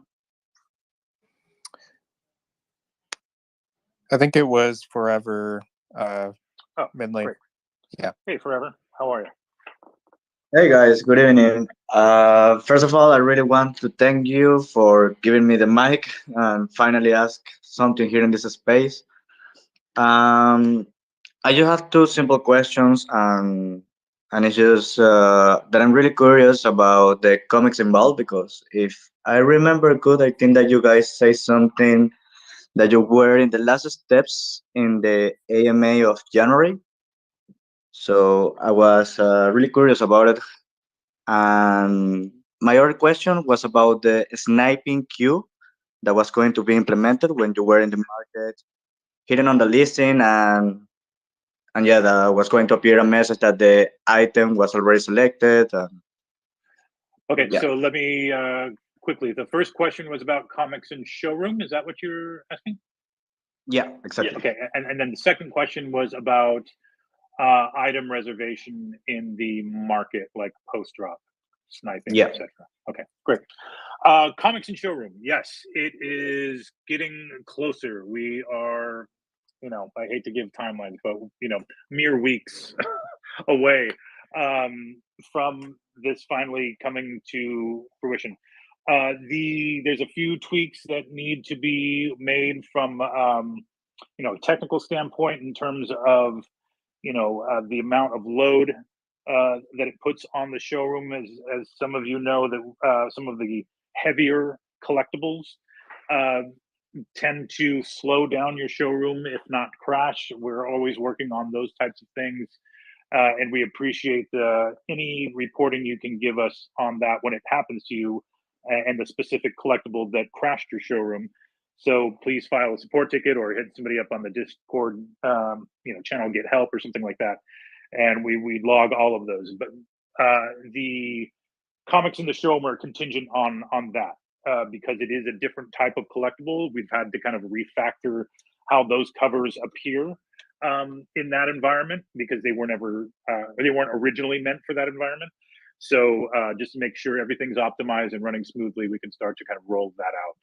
But they won't be readable in your showroom. You'll just be able to, place the covers as, murals on your walls, for instance. The second question, market sniping. Yes, so there's an update coming when I believe I didn't make it into this last update, but the future update will have essentially when you click on an item first, it'll say that this item is currently under reservation, as opposed to trying to buy it and saying just missed it. That'll kind of give you the ability to move on quickly, especially like at post drop when the market just opens and everybody's trying to get in and snipe up a bunch of things. There's also some additional security patches coming that we should slow down, if not deter altogether, the any sniping bots, etc. We're aware of them, and we appreciate your reporting when it comes to suspicious activity. But again, want to reiterate that a lot of what I look into when people send me either on Twitter or into the Discord are just kind of private profiles that buy them off buy them off the market and are flipping them. That's just kind of their MO, their business model, or whatever you want to call it. But there are those cases that, with more information, the better, that we can look into and see that they are, engaging in some nefarious activity, and we disable those accounts as soon as we perform that investigation. So, yes, thank you very much. Perfect. Just on that note, can I just say a big thank you to everybody in the fam that has been providing that information to us. It definitely makes our lives easier. If people aren't aware of it yet, there is a bot reports channel in the Veve Discord. So if you do have conversations with anyone who's trying to sell you a bot or botted collectibles or anything of that nature, please try to collect as many details as you can and provide them to us so that we can investigate it properly. But we really appreciate all of the help that we've had so far. It goes a very long way into to helping us to cut this kind of stuff out. Okay, on a similar topic, Nick asks, "Hi, Nick in Hawaii. Can Veve do something about someone putting up walls to try to control buying in the market? Maybe only allow 2 or 3 at a time to prevent it." So this is an interesting question. This is a kind of a philosophical thing that we need to, think about a little more. Technically that is not against the rules. There are people who like to own as many of a collectible as possible and may just choose to decide or choose to list multiples at a specific price. I think it's more annoying for the community than anything, than it being against the rules. Obviously, we look into all of those, and if it is somebody proven to be, a bot or using nefarious means to acquire those collectibles, then we'll do something about it. But in terms of just somebody coming in and buying as many as they want and listing all of them, same thing with eBay. That's not against the rules. Now, should we consider, the amount you can list in any given period? Perhaps, but again, that conversation internally is ongoing. Yeah. Go ahead. Yeah, personally, I don't think that we should. That's kind of my opinion. It's a marketplace. If you have purchased these items legitimately, who are we to tell you that you can't sell them? Exactly. And I'm as surprised as anyone that we are seeing sell walls in collectibles. Right? I don't think that's ever happened in the physical collectible market. I'm not sure that it happens too much outside of Veve, but really over the long term, it's the same as in crypto. This is distribution. Right? If there's a sell wall there at a certain price, those collectibles go into the hands of somebody else and out of the hands of that singular person. So over the long term, I actually think it's quite a healthy thing. And I have always held the belief that it's a free market, and the free market will decide on those prices and that demand. Yeah, exactly. And then that is, therein lies the philosophical rub. So those questions we ask ourselves as well, but understand that, like as Reese mentioned, it is a free market, and I think they're just kind of more annoying to some people than they are against the rules, or rather against the spirit of a free market. So hopefully that helps answer the question. I know it doesn't specifically answer it, but that's kind of generally where our thinking is on it. Let's see. Let's go back to the stage. Let's see. OGW, I think. Gorilla OGW. Hello. Yeah, thank you for having me up. Just a quick one on the bot situation. First off, everyone, we got to thank the bots. They do drop comics at very low prices, so just remember that. But I was just going to ask, when the MCP is bought in, obviously you can earn points just through things like liking the feed and things like that. So would you consider implementing something where you've got to have a very minimal amount of MCP points, like say 5, just to go for drops, which would maybe limit the bot interaction? Like, because it wouldn't really be a barrier to entry because anyone can get a very small amount of MCP points. That's question one. And the other very quick question is in regards to the app security. My kind of worry is that it isn't really two-factor authentication, because if someone did hack your email and saw you had a Veve account, they could just download the app and just say they forgot the password. So you maybe consider even like a text message, so then you've got true two-factor authentication. Yeah, so I'll just start with that one. Text message two-factor authentication is actually way less safe than all the other methods. SIM swaps are pretty common these days. If someone has your phone or email it or anything like that, it's really not as robust a security measure as people think. So, look, we are absolutely looking to add more 2FA types like the Google Authenticator and things like that. But I'll just reiterate at this point how important it is to maintain your personal security. That means changing passwords regularly, using strong passwords or a password manager for all of your assets and accounts, not just for Veve. So that onus to maintain personal security of your passwords is on you. But of course, we will look to continue to implement other forms of 2FA. The email is just the most ubiquitous. It's easy to understand. If you're not crypto native, you probably don't use Google Authenticator, or maybe don't use it very often. So the email really just gives us the broadest scope of 2FA that we can use.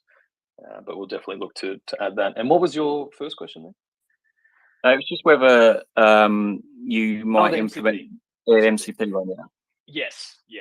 So the MCP really gives us a lot more flexibility over what we sort of can and can't enable, especially to the newly created accounts, which is where a lot of this nefarious activity comes from, obviously, when we stamp them out. So, yep, absolutely. We are definitely talking internally about how we can better utilize that program to further cut down on these things. As you said, whether it's just, you have to be a level 1, and that takes a bit of app activity that a bot account just wouldn't participate in.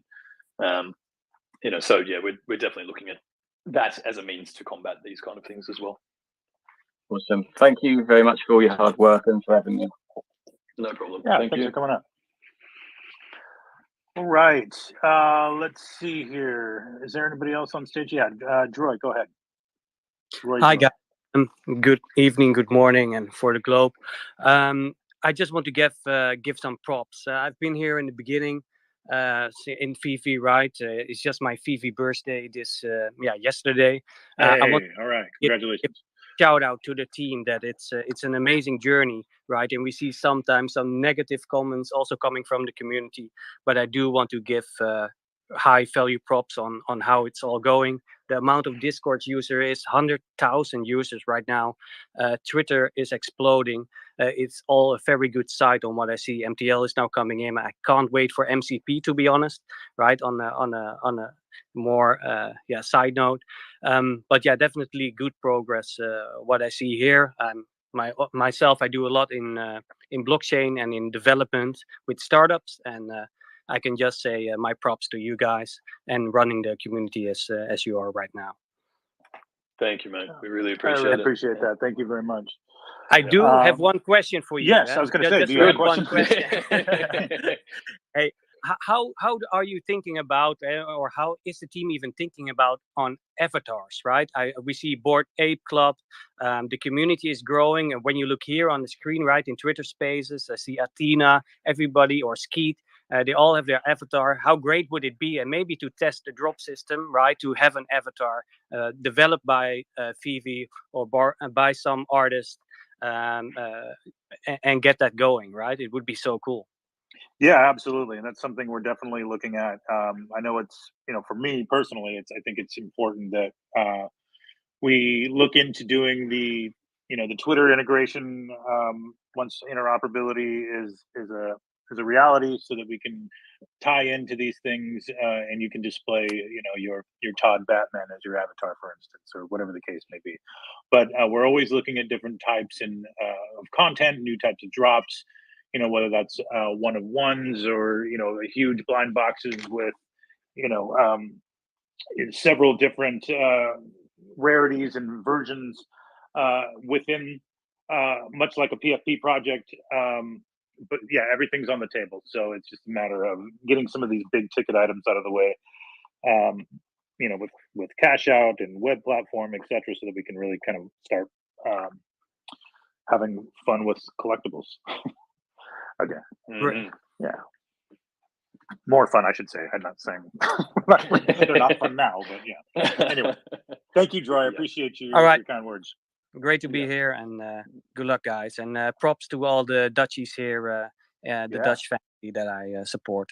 All right. Cheers. Thanks, brother. Thank you. Okay. Who else we got? Yoshi. Hello, Yoshi.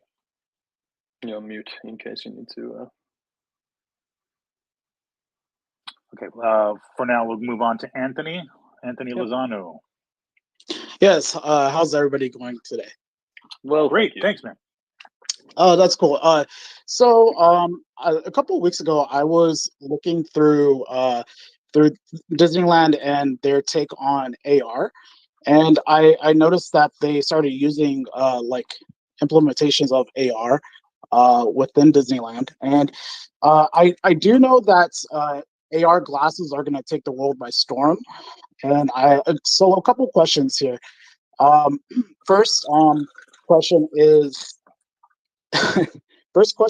that I want to know if AR like if you guys are going to go ahead and have Veve as an app in AR glasses in the future. That's number one. Question number two, I know David, you had also mentioned that Steamboat Willie is a key appearance. I just wanted to know clarification on that, since like at the moment Steamboat Willie is down in the market, and what future thinkings you have for him. Yeah, so that is when he said key appearance or whatever it is that he mentioned, it was mainly speaking to the historical significance of Steamboat Willie as a character. It was the first animated with sound cartoon ever in the real world. And for us to have that character and that piece, that slice of history represented as a digital collectible on Veve was, makes it historical in itself. So I don't think there was anything else that he meant by that. It was mainly just saying like, this is a really cool piece. You guys should try to get it. Yeah, for sure. And just to address the first one, just when it comes to AR glasses, I mean, that has been a plan since day one, really. We have always been building for a wearable future. The Veve showrooms are amazing now, but when I can look through that showroom without holding my phone in front of me, we really start to move into that immersive world of experiences. So we'll absolutely continue to utilize augmented reality technology. As you mentioned, Disneyland has just started doing it. I mean, we're really at the precipice of the adoption of augmented reality technology. Now, I kind of envision a day where you're walking through your city and there's a Todd Batman floating above the Golden Gate Bridge, and you walk underneath it, and maybe it airdrops you some free collectibles, and everybody with AR glasses on can see that collectible, and interact with it. Because ultimately we live in a digital world. In that digital world, you want premium digital content, and we are the providers of that content. So utilizing that technology to expand the Veveverse and expand what we're doing with these IP is front and center as part of our plans. To also further that, I just wanted to know the future of Steamboat Willie himself, since he, I believe, along with a lot of other people, think that he deserves more respect than what he has now. Can you guys touch on that? Respect in what way? What? I'm sorry. I'm not. Yeah. You mean Yes, given a new he's tag or down in something? the market, and you know, because I know in the one of the recent articles that you guys brought out, it kind of like you know, like threw him under the bus. I guess a lot of No, people. first off, sorry, I don't mean to cut you off, but I wholeheartedly reject that premise. We did not throw him under the bus. He never had a tag, and the fact that he wasn't given a tag after did not mean we were throwing him under the bus. It was the first appearance of Mickey is Walt and Mickey partner statue, and the first edition lenticular card was labeled as such for a reason, because it's first edition lenticular card. It's a, you know, whether or not you believe that you know, Steamboat Willie should have came out first, or partner statue came out first. The fact of the matter is that partner statue came out first as part of the launch of the partnership with, in celebration of Disney Plus Day, and therefore that's the first appearance. But we are wholeheartedly in support of how cool Steamboat Willie is, and we were not throwing him under the bus. And if he's being quote unquote disrespected in the market, that's up to the market. That's a free market. You know, they're going to have to, you know, make those decisions on their own. So, yeah, that's all I have to say on that. Great, thank you guys. Appreciate it. All right, let's see here. Do we have somebody else on stage? Etienne.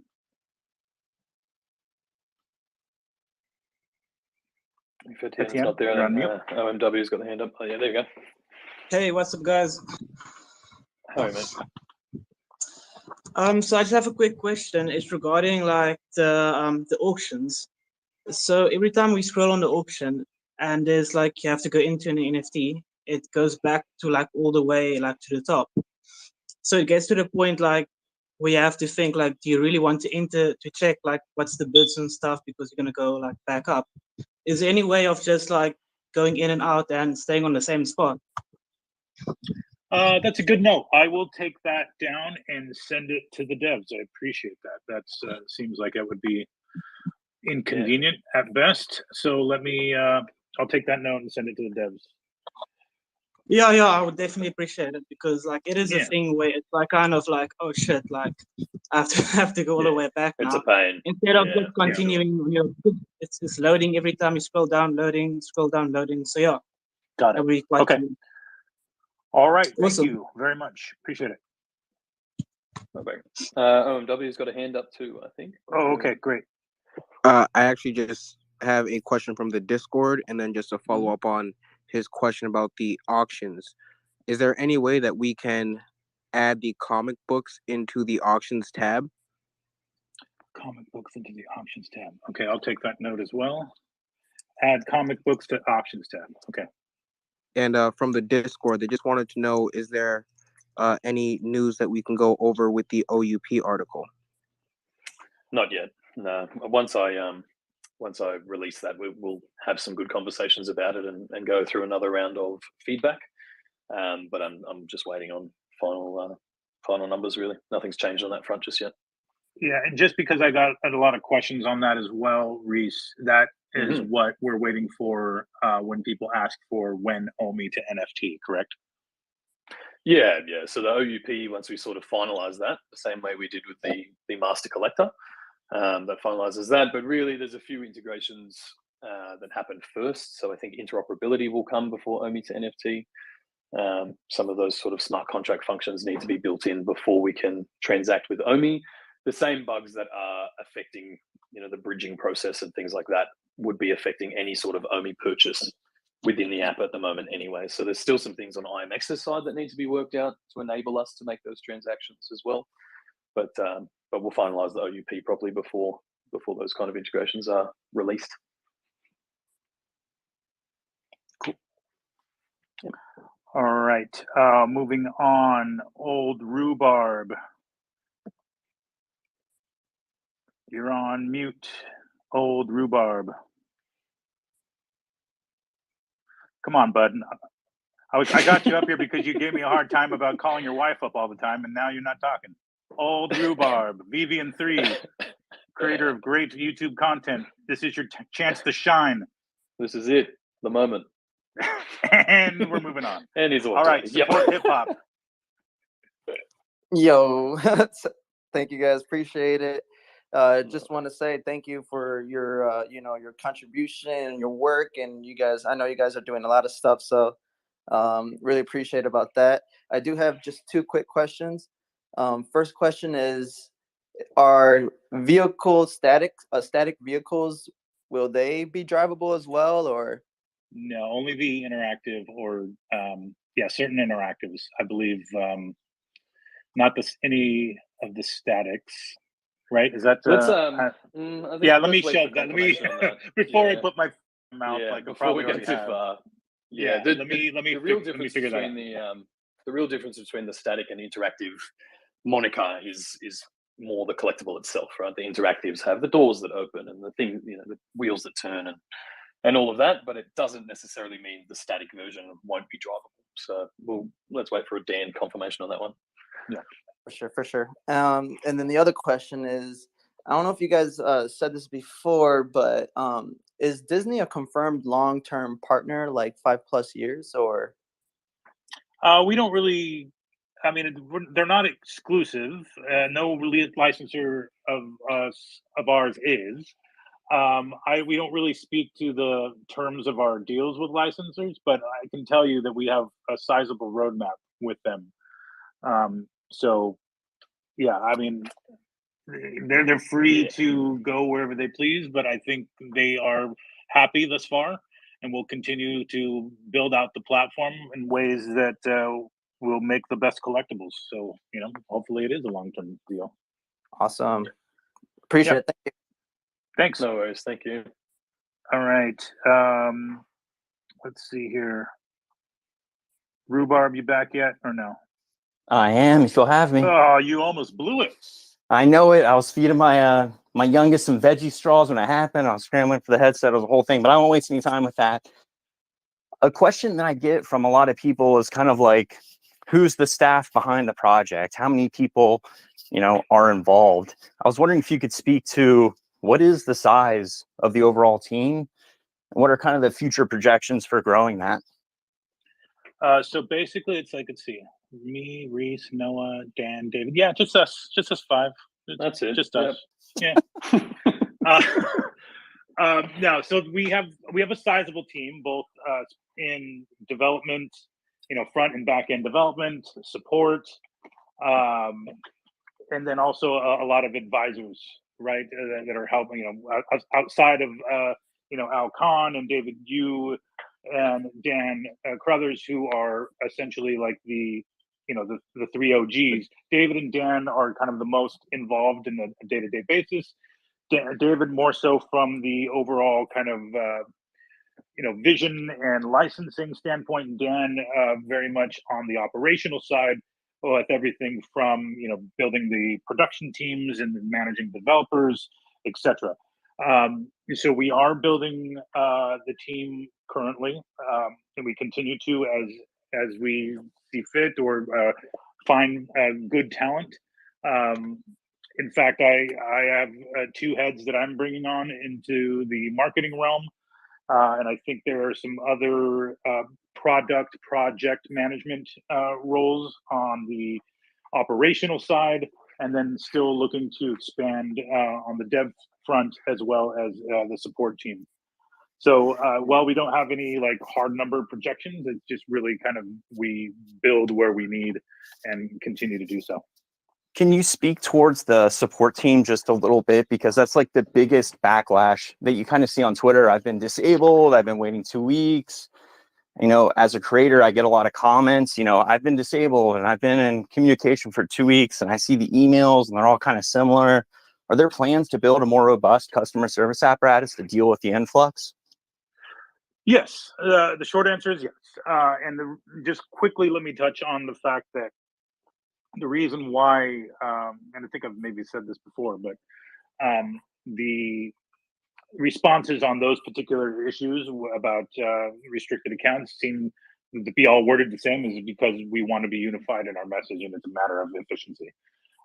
As we go through each of those accounts and investigate everything top to bottom to make sure that people aren't restricted wrongfully or by mistake, which, by the way, the false positives are way few and far between that I think people make it sound like.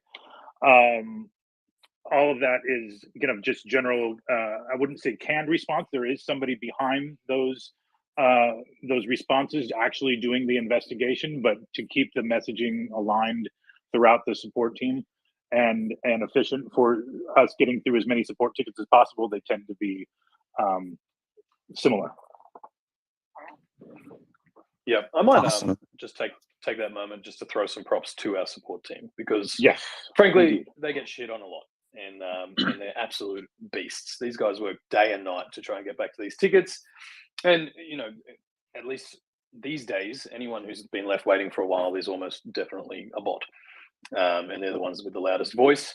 I see just as many comments now saying that they heard back from support within a couple of hours, their account was re-enabled, all is good. So look, I'm of the firm belief that all of that system is improving, and just want to give a big shout out to the entire support team for the countless hours that they put in. Dealing with 2.1 million users is not a easy task.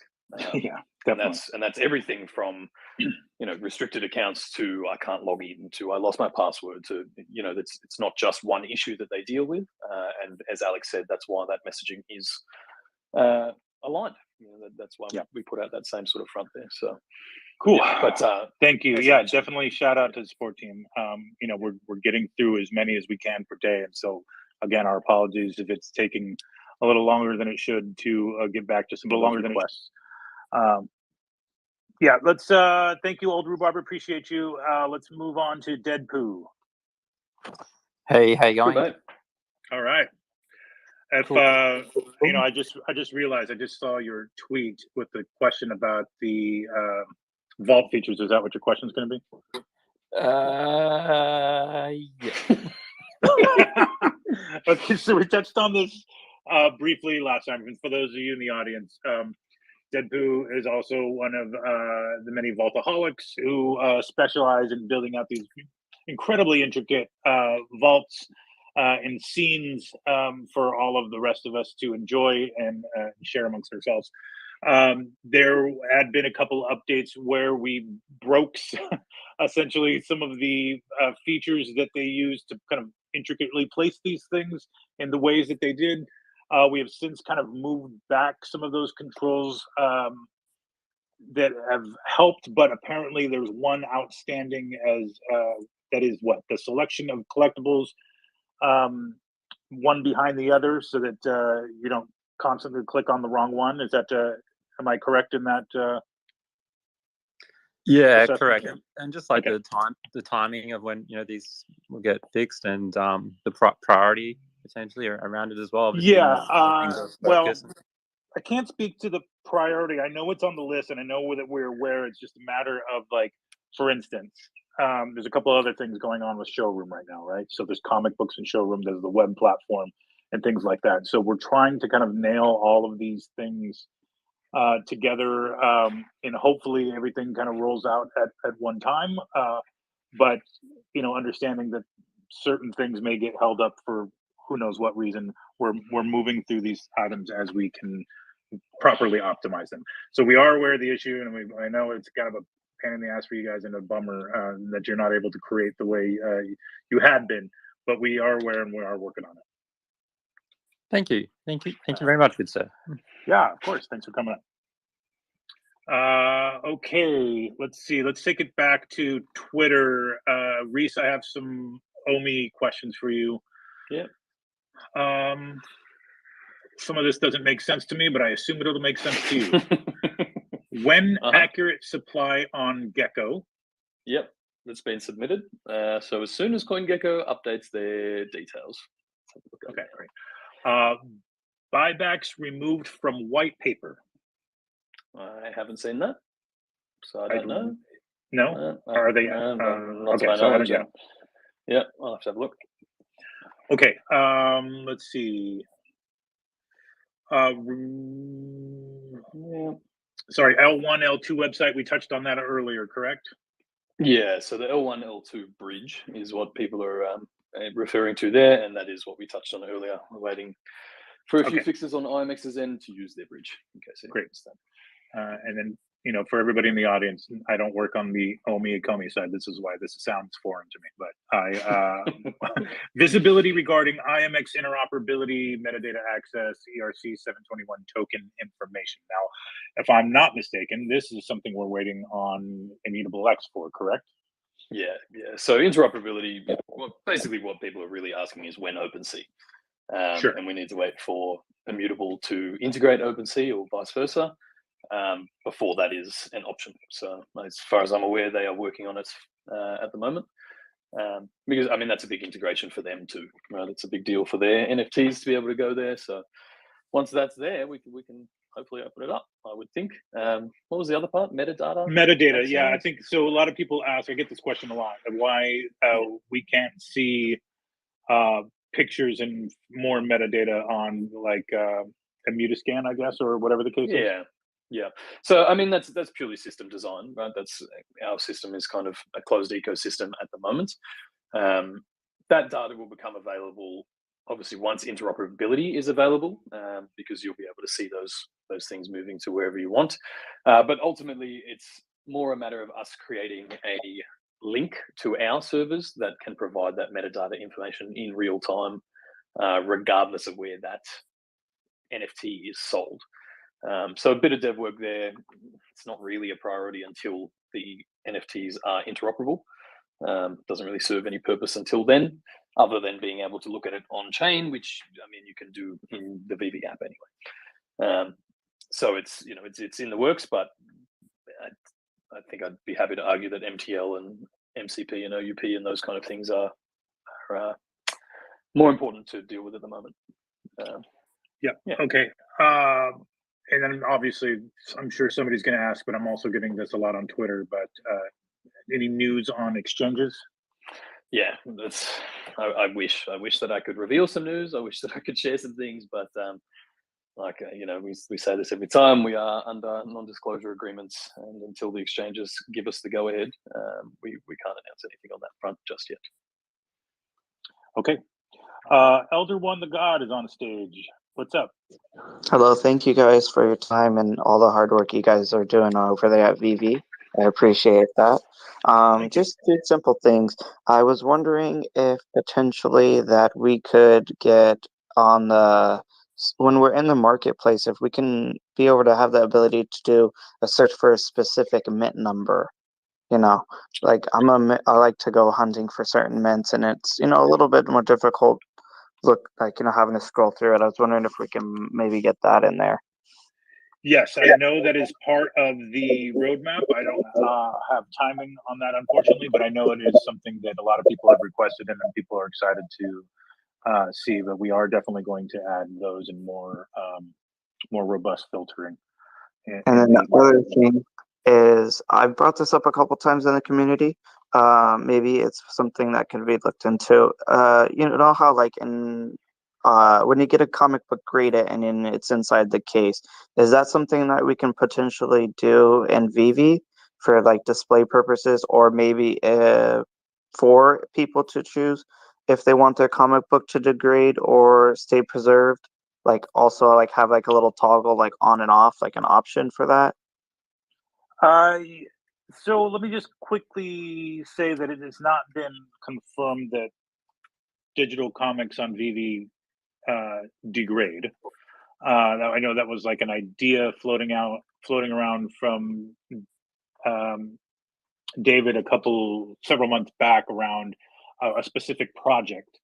But we have not confirmed that is going to be the case. You're not going to wake up one day and then if you had read a comic, you're suddenly rated lower somehow. We're not. I also don't think there will be a rating system for our comics because our mint number and the scarcity of the editions kind of does that for us in theory. the cases are going to be part of the display mechanism in the showroom. So when you display your comics in the showroom, they will be like in a nice, like almost like a grading case, if you will. Oh, that's so cool to hear. Thank you Yeah. very much for your time. Yeah, of course. Okay, I had Doctor of Stuff up here, but I lost him. Let's move on to Geo. Hey, Geo. Hey, what's up, guys? Thank you very much for having me up here. So I have 2 or 3 dozen questions, please. If we could limit them to 2 or 3 seconds worth of questions. No, just kidding, man. So one of them has to do with what you guys are talking about, but would it be possible to have the mint number on the showroom? That's the first question. And the second one, NFTs are about ownership, and I feel like I can't find them within the app, regardless if you can see them on Immutable X. But is it possible to find like he was saying, like find not only the mint numbers for what's available in the market, but find the account that has it or something like that? Yeah, so I think that'll be taken care of with some of the more advanced filtering options that we'll be rolling out. In terms of displaying the mint number, yes, that is actually a feature outlined as part of the MCP, if I'm not mistaken. Is that correct, or is that OUP? No, I think it's MCP. Yeah, MCP. I think the eventual plan is that they'll either display if you're the MCP Pro, maybe display next to your collectibles, or if you're in somebody's showroom, you might be able to tap their collectible and see that see the edition number and potentially make an offer at that point. Yeah, I think that'll go along with the badging that we're proposing, like having certain badging for level of MCP or MCP Pro. You would have your mint numbers displayed next to your collectible, as well as some other features in terms of like accessories and things that are specific to specific tiers. So all of that will be part of MCP, but yeah, it is in development.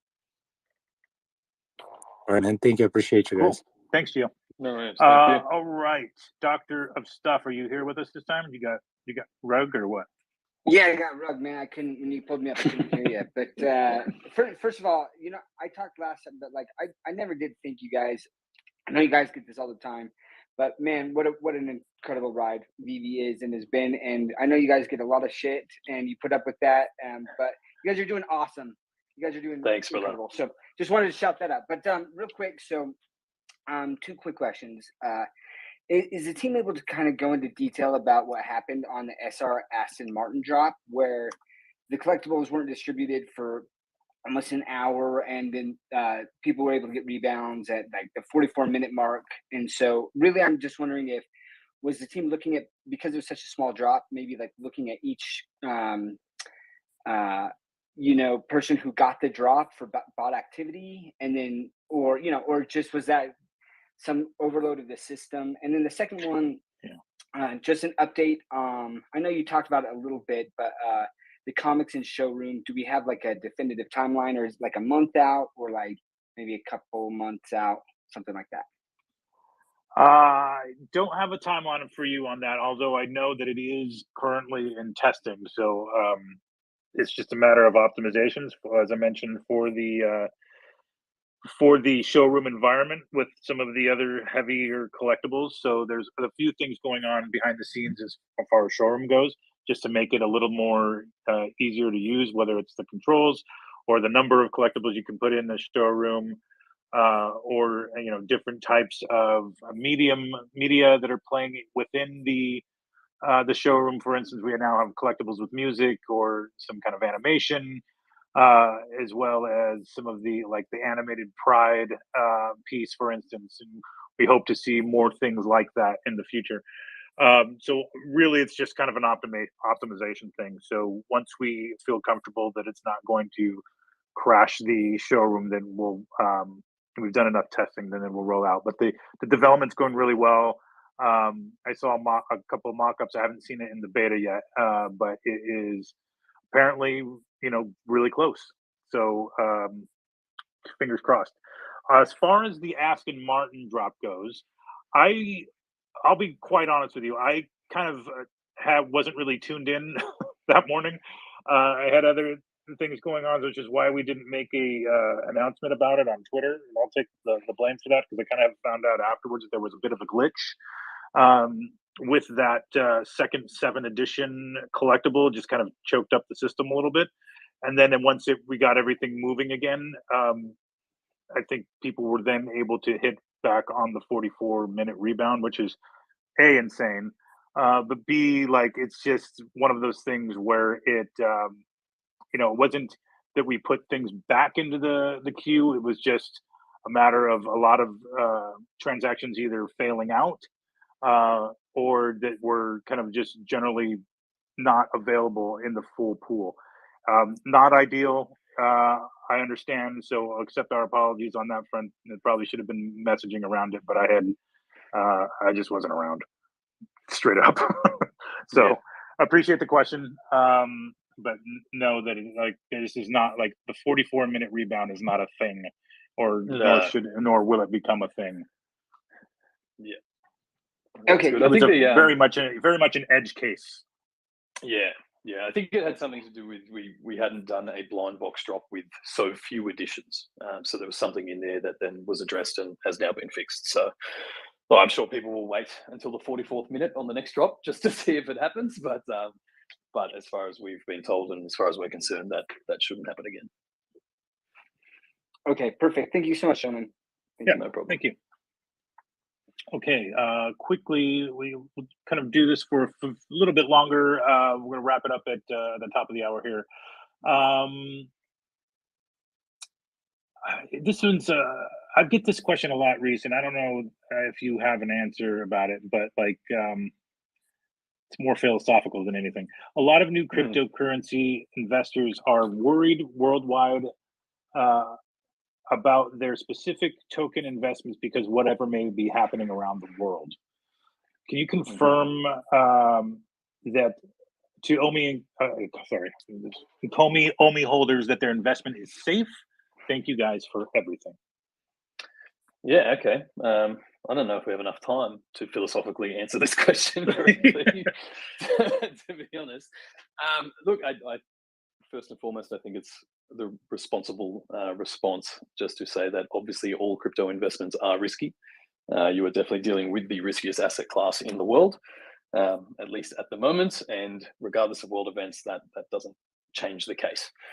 Now, obviously, investing in crypto, any sort of crypto, ours included, is incredibly exciting and stands to hopefully change people's lives. Now, this isn't any confirmation or anything like that, but obviously for people who are a bit worried about their investments or anything like that, look, I think that if you have done the research on our company, if you understand the team that is behind it, obviously the caliber of brands and IP that we have brought on and the ever-increasing user base that will soon be exposed to Omi, personally, and this is entirely my opinion and not financial advice, I hold Omi in very high regard on that front. Now, of course, as a token holder, you always have the choice as to what you do with that investment, but investing isn't easy, fam. It's not easy. There are going to be ups and downs, especially in a volatile asset class like ours. But I think for most people that have been around for a while and can see the pieces that are in place already and the pieces that are coming into place, I have the utmost confidence in our token and in its future as part of our ecosystem. Outside of that, I would just suggest going through all of the fun blog posts that I put out on the ecomi blog and really getting a sense of who is behind it. There are some, if anyone hasn't seen it for a while, there's some articles on there about our advisors. If you really want to go all the way back, you can see how this has really grown and developed over the past 4 years.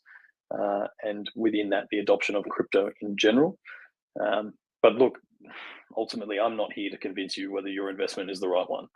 That is for you to decide. Our job is to put that information out, and I don't think it would be responsible to directly advise you how to deal with your investment.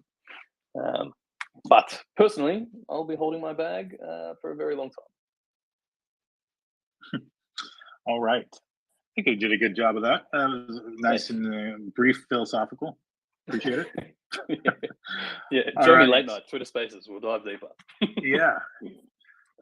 Speaking of which, let's get some more people from the stage up.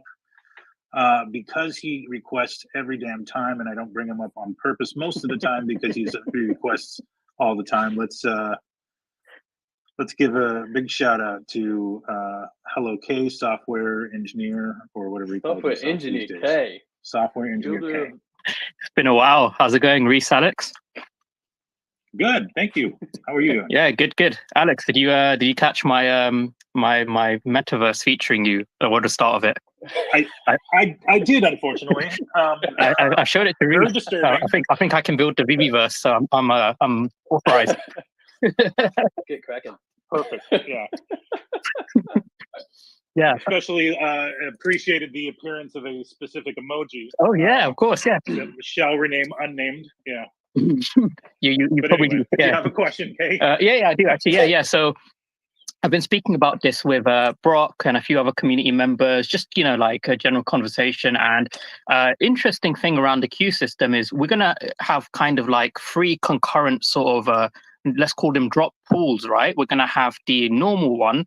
We're going to have the one that you wager master collector program points. And we're also going to have the part where you can kind of burn your Omi tokens for allocation or use, the Omi utility program part. Have you guys thought about like the allocation percent for each like method of entering the queue? Because that's like been a interesting topic of debate, because obviously a lot of people have been frustrated against the potential lack of benefits for collectors around this queue system coming up. So I think people are just wondering what kind of allocation might that look like? Yeah, so I mean, we have go ahead. we have discussed it internally, but to be perfectly honest, I don't want to throw a number out at this point until we have full confirmation. I think it would be actually, I'm not even going to speculate because it'll just come back to bite me.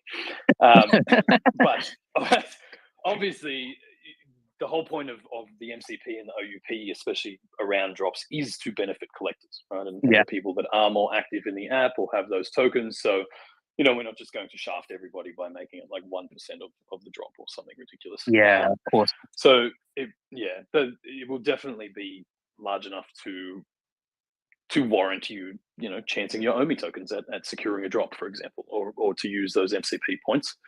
But we also, it's the same as everything on Veve, it does need to be a balancing act between those 3 pools and the new users as well, right? So yeah, until I'm going to leave that one to Dan. He can throw the numbers out when he's ready to. Yeah, I think ultimately people are just looking for reassurance that collectors aren't going to get shafted. So yeah, that's basically what people are mainly looking for. Exactly, yeah, and look, hopefully that that is enough for now. But that's the core premise of the entire Master Collector program, to incentivize and reward people that are using the app and are collecting. So it's it's definitely part of the retention strategy and the incentivization strategy to make that attractive enough for people to want to use it. Otherwise, what's the point of collecting MCP points? Cool. So hodl those sets. Hodl those sets. Yeah. I mean that's up to the individual collector, but yeah, I think I've maybe sold 2 or 3 things the entire time on Veve. So okay. Yeah, everyone uses the app as they wish. Cool. Okay, well, yeah, that's perfect. Well, thanks for your time, Reese, Alex. Catch you guys. No problem. I look forward to seeing the Viviverse whenever it's ready. Yeah, the Viviverse and not the Alexverse. It is coming. Oh, you know what? Actually, quick one. I need to ask Kaki Gaijin if I could include the Mona Lisa as an enemy in it. I need to ask him that. I'll allow it. I'm sure you're the boss, so. Final boss, Mona Lisa. Cool. Well, thanks for that, guys. Cheers, mate. Thank you, Kay. Appreciate it. All right, let's move on to Dino. Dude, what's up? How are you guys doing? Thanks for bringing me up. Howdy. Yeah, of course. Thanks for joining. Dude, yeah, I'm a content creator for Veve, so I get questions all the time. So, yeah, I have a couple. I guess one is very specific, and I'm really curious on is as I was reading the MTL article, just really curious, like how big these waves of people are going to be. I know you said we just got out of beta, correct? And there are only going to be a few people. I guess my biggest concern, I guess, is that, you know, how hard it's going to hit the market, right? If it, you know, you guys finish all the testing, you know, you did 1,000 every week for say 6 weeks or whatever, you know, we'll just make up numbers, right? And then at the end, it's like, okay, 30% of the app gets it all at once because all testing is done. Is there actual numbers on like how many per week and like when it's going to scale up? Because it's just nice to know the actual process of it. Yeah, we don't have the numbers, but I can tell you that it will be a phased approach so that it doesn't adversely affect the market. I mean, we will see swings just by nature of the fact that when we announced that we are now moving out of beta and into, you know, live environment, I think we saw even some dips after we put the article out, for instance. Oh yeah, you know, it got hit hard. Yeah, we can't, you know, no, you can't control tell people that. what to do. No, But, yeah, you can't control that. But just knowing the number, even hearing you say, "Hey, it's going to be gradual," like, you know, because if anything over like 5% gets it at once, it's going to be bad, you know, or 10%, it will be pretty catastrophic. Yeah, I mean, well, look, we have to look at the data. We have, you know, data analysts that are looking at that and recommending based on once we're live, like what the thresholds are going to be. I don't have those numbers for you today, but like you said, it will be gradual, and we're going to do our best not to, you know, essentially freak people out. Cool. One more question on bots and like accounts. I've heard things be like said it in different AMAs, answered in 2 different ways. So I've heard that locked up. Someone asked a great question last time. Locked up collectibles are actually like, you're going to let us know how many are actually locked up because that's actual supply that's removed from the market. But I've also heard that some might be given away, some might be just kept locked up. It'd be great to know like a clear answer, and if you don't have it, eventually get it. Like, how many are locked up? Will they all be given away? Will they just stay locked up? Because I've heard conflicting answers in probably every AMA. And thank you guys so much. Appreciate it.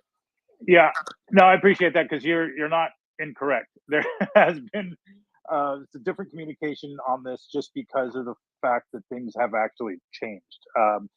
As we kind of dig deeper into these issues, we need to make sure that we are treading lightly, let's say, legally. So if you break the terms of service, there's certain level of what we can do in terms of restricting your account, still letting you participate interact with your collectibles, and then cashing out the gems that you have in your account. Now, taking those collectibles back and then putting them into like a giveaway pool, apparently there are some legal implications and some other things that we're looking further into. So I don't have a specific answer like where the pool goes on that front, but I do know that we are working towards reflecting that essentially locked up supply in the metadata so that you can see actual circulated supply, and that'll be between like burns or things that are actually locked up. As far as the giveaway thing, I know that was kind of an enticing, an enticing premise or idea, but I'm not sure that is actually going to work. I will have a definitive answer on that as soon as we are advised by our legal counsel as to what actually can happen with those. But in terms of what we are doing currently, that is all fully on the up and up. There's just, beyond that, we don't want to make any moves in terms of giving away or putting collectibles back into circulation until we know for sure, what the implications are. Because as you may know, I'm sure everybody does know, that this is kind of a very, very new space. So I think as the lawyers are figuring it out, we are as well. Yeah, I might just add to that really there is quite a lot of complexity tracking that circulating supply when it comes to the accounts. If all of those collectibles were burnt, for example, it's really easy because we have a definitive endpoint for that collectible's life. Whereas if it's a restricted account or a disabled account, maybe it's restricted for 12 months, then the user regains access.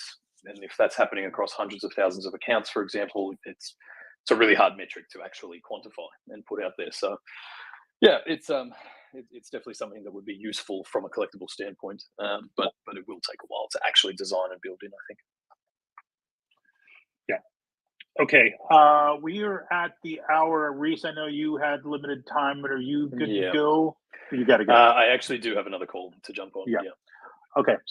Let's wrap it up here. Then I apologize to anybody who we didn't get to. We've gotten through most of the Twitter questions, but I do want to reiterate a couple things.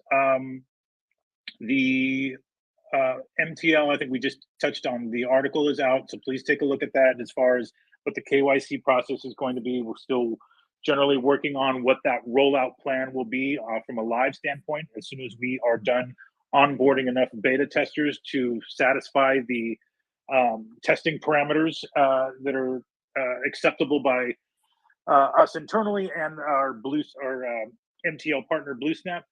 So that is ongoing, but we are moving through that queue, and we will be choosing people at random for beta testing. So don't hit us up and say, "Hey, can I be part of the beta program?" Because that's not how it works, unfortunately. And I have no insight or access to beta, so don't hit me on Twitter. Love you, but don't do it. Also, it is Women's History Month, so much like we did last month for Black History Month.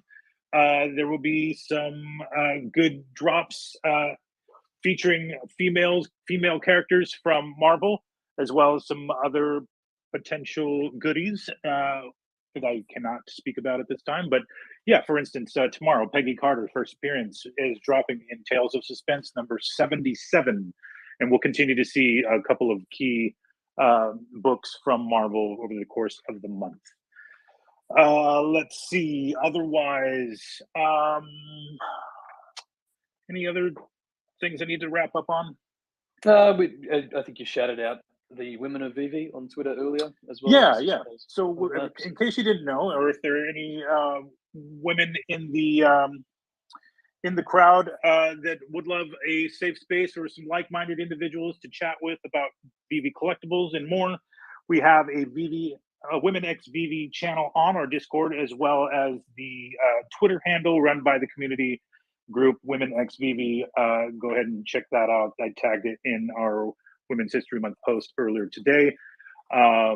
So please feel free to get involved. And I believe they have some interesting streams coming up. So keep an eye out for those if there's more than one. But yeah, I think that's pretty much it. Thank you so much, everybody. Remember, Matt Gondek's first drop, Weapons Rack, drops on Saturday. And we'll have some other announcements later this week in terms of drops as well. No chili pepper emojis. Thank you. Appreciate it. All right. And if that's it, thank you very much to OMW and Skeet for helping us out, bringing in some questions from the Discord. Noah for holding it down, bringing some people on stage on the Veve handle. Reese is always, always a pro, hanging out, always knowledgeable, and me just your local marketing schlub, fumbling his way through another AMA. But appreciate you guys for being here, and thank you very much. We'll talk to you next time. We're going to have these regularly ongoing, back to kind of like a every other week schedule with Reese and myself, and then we'll have some more key kind of longer term vision type updates in video format with David and Dan, hopefully on a monthly basis. Okay. All right. Thanks, man. Thanks, all right, Tom. Thank you so much. Everybody. Appreciate it. Cheers, guys. Take care.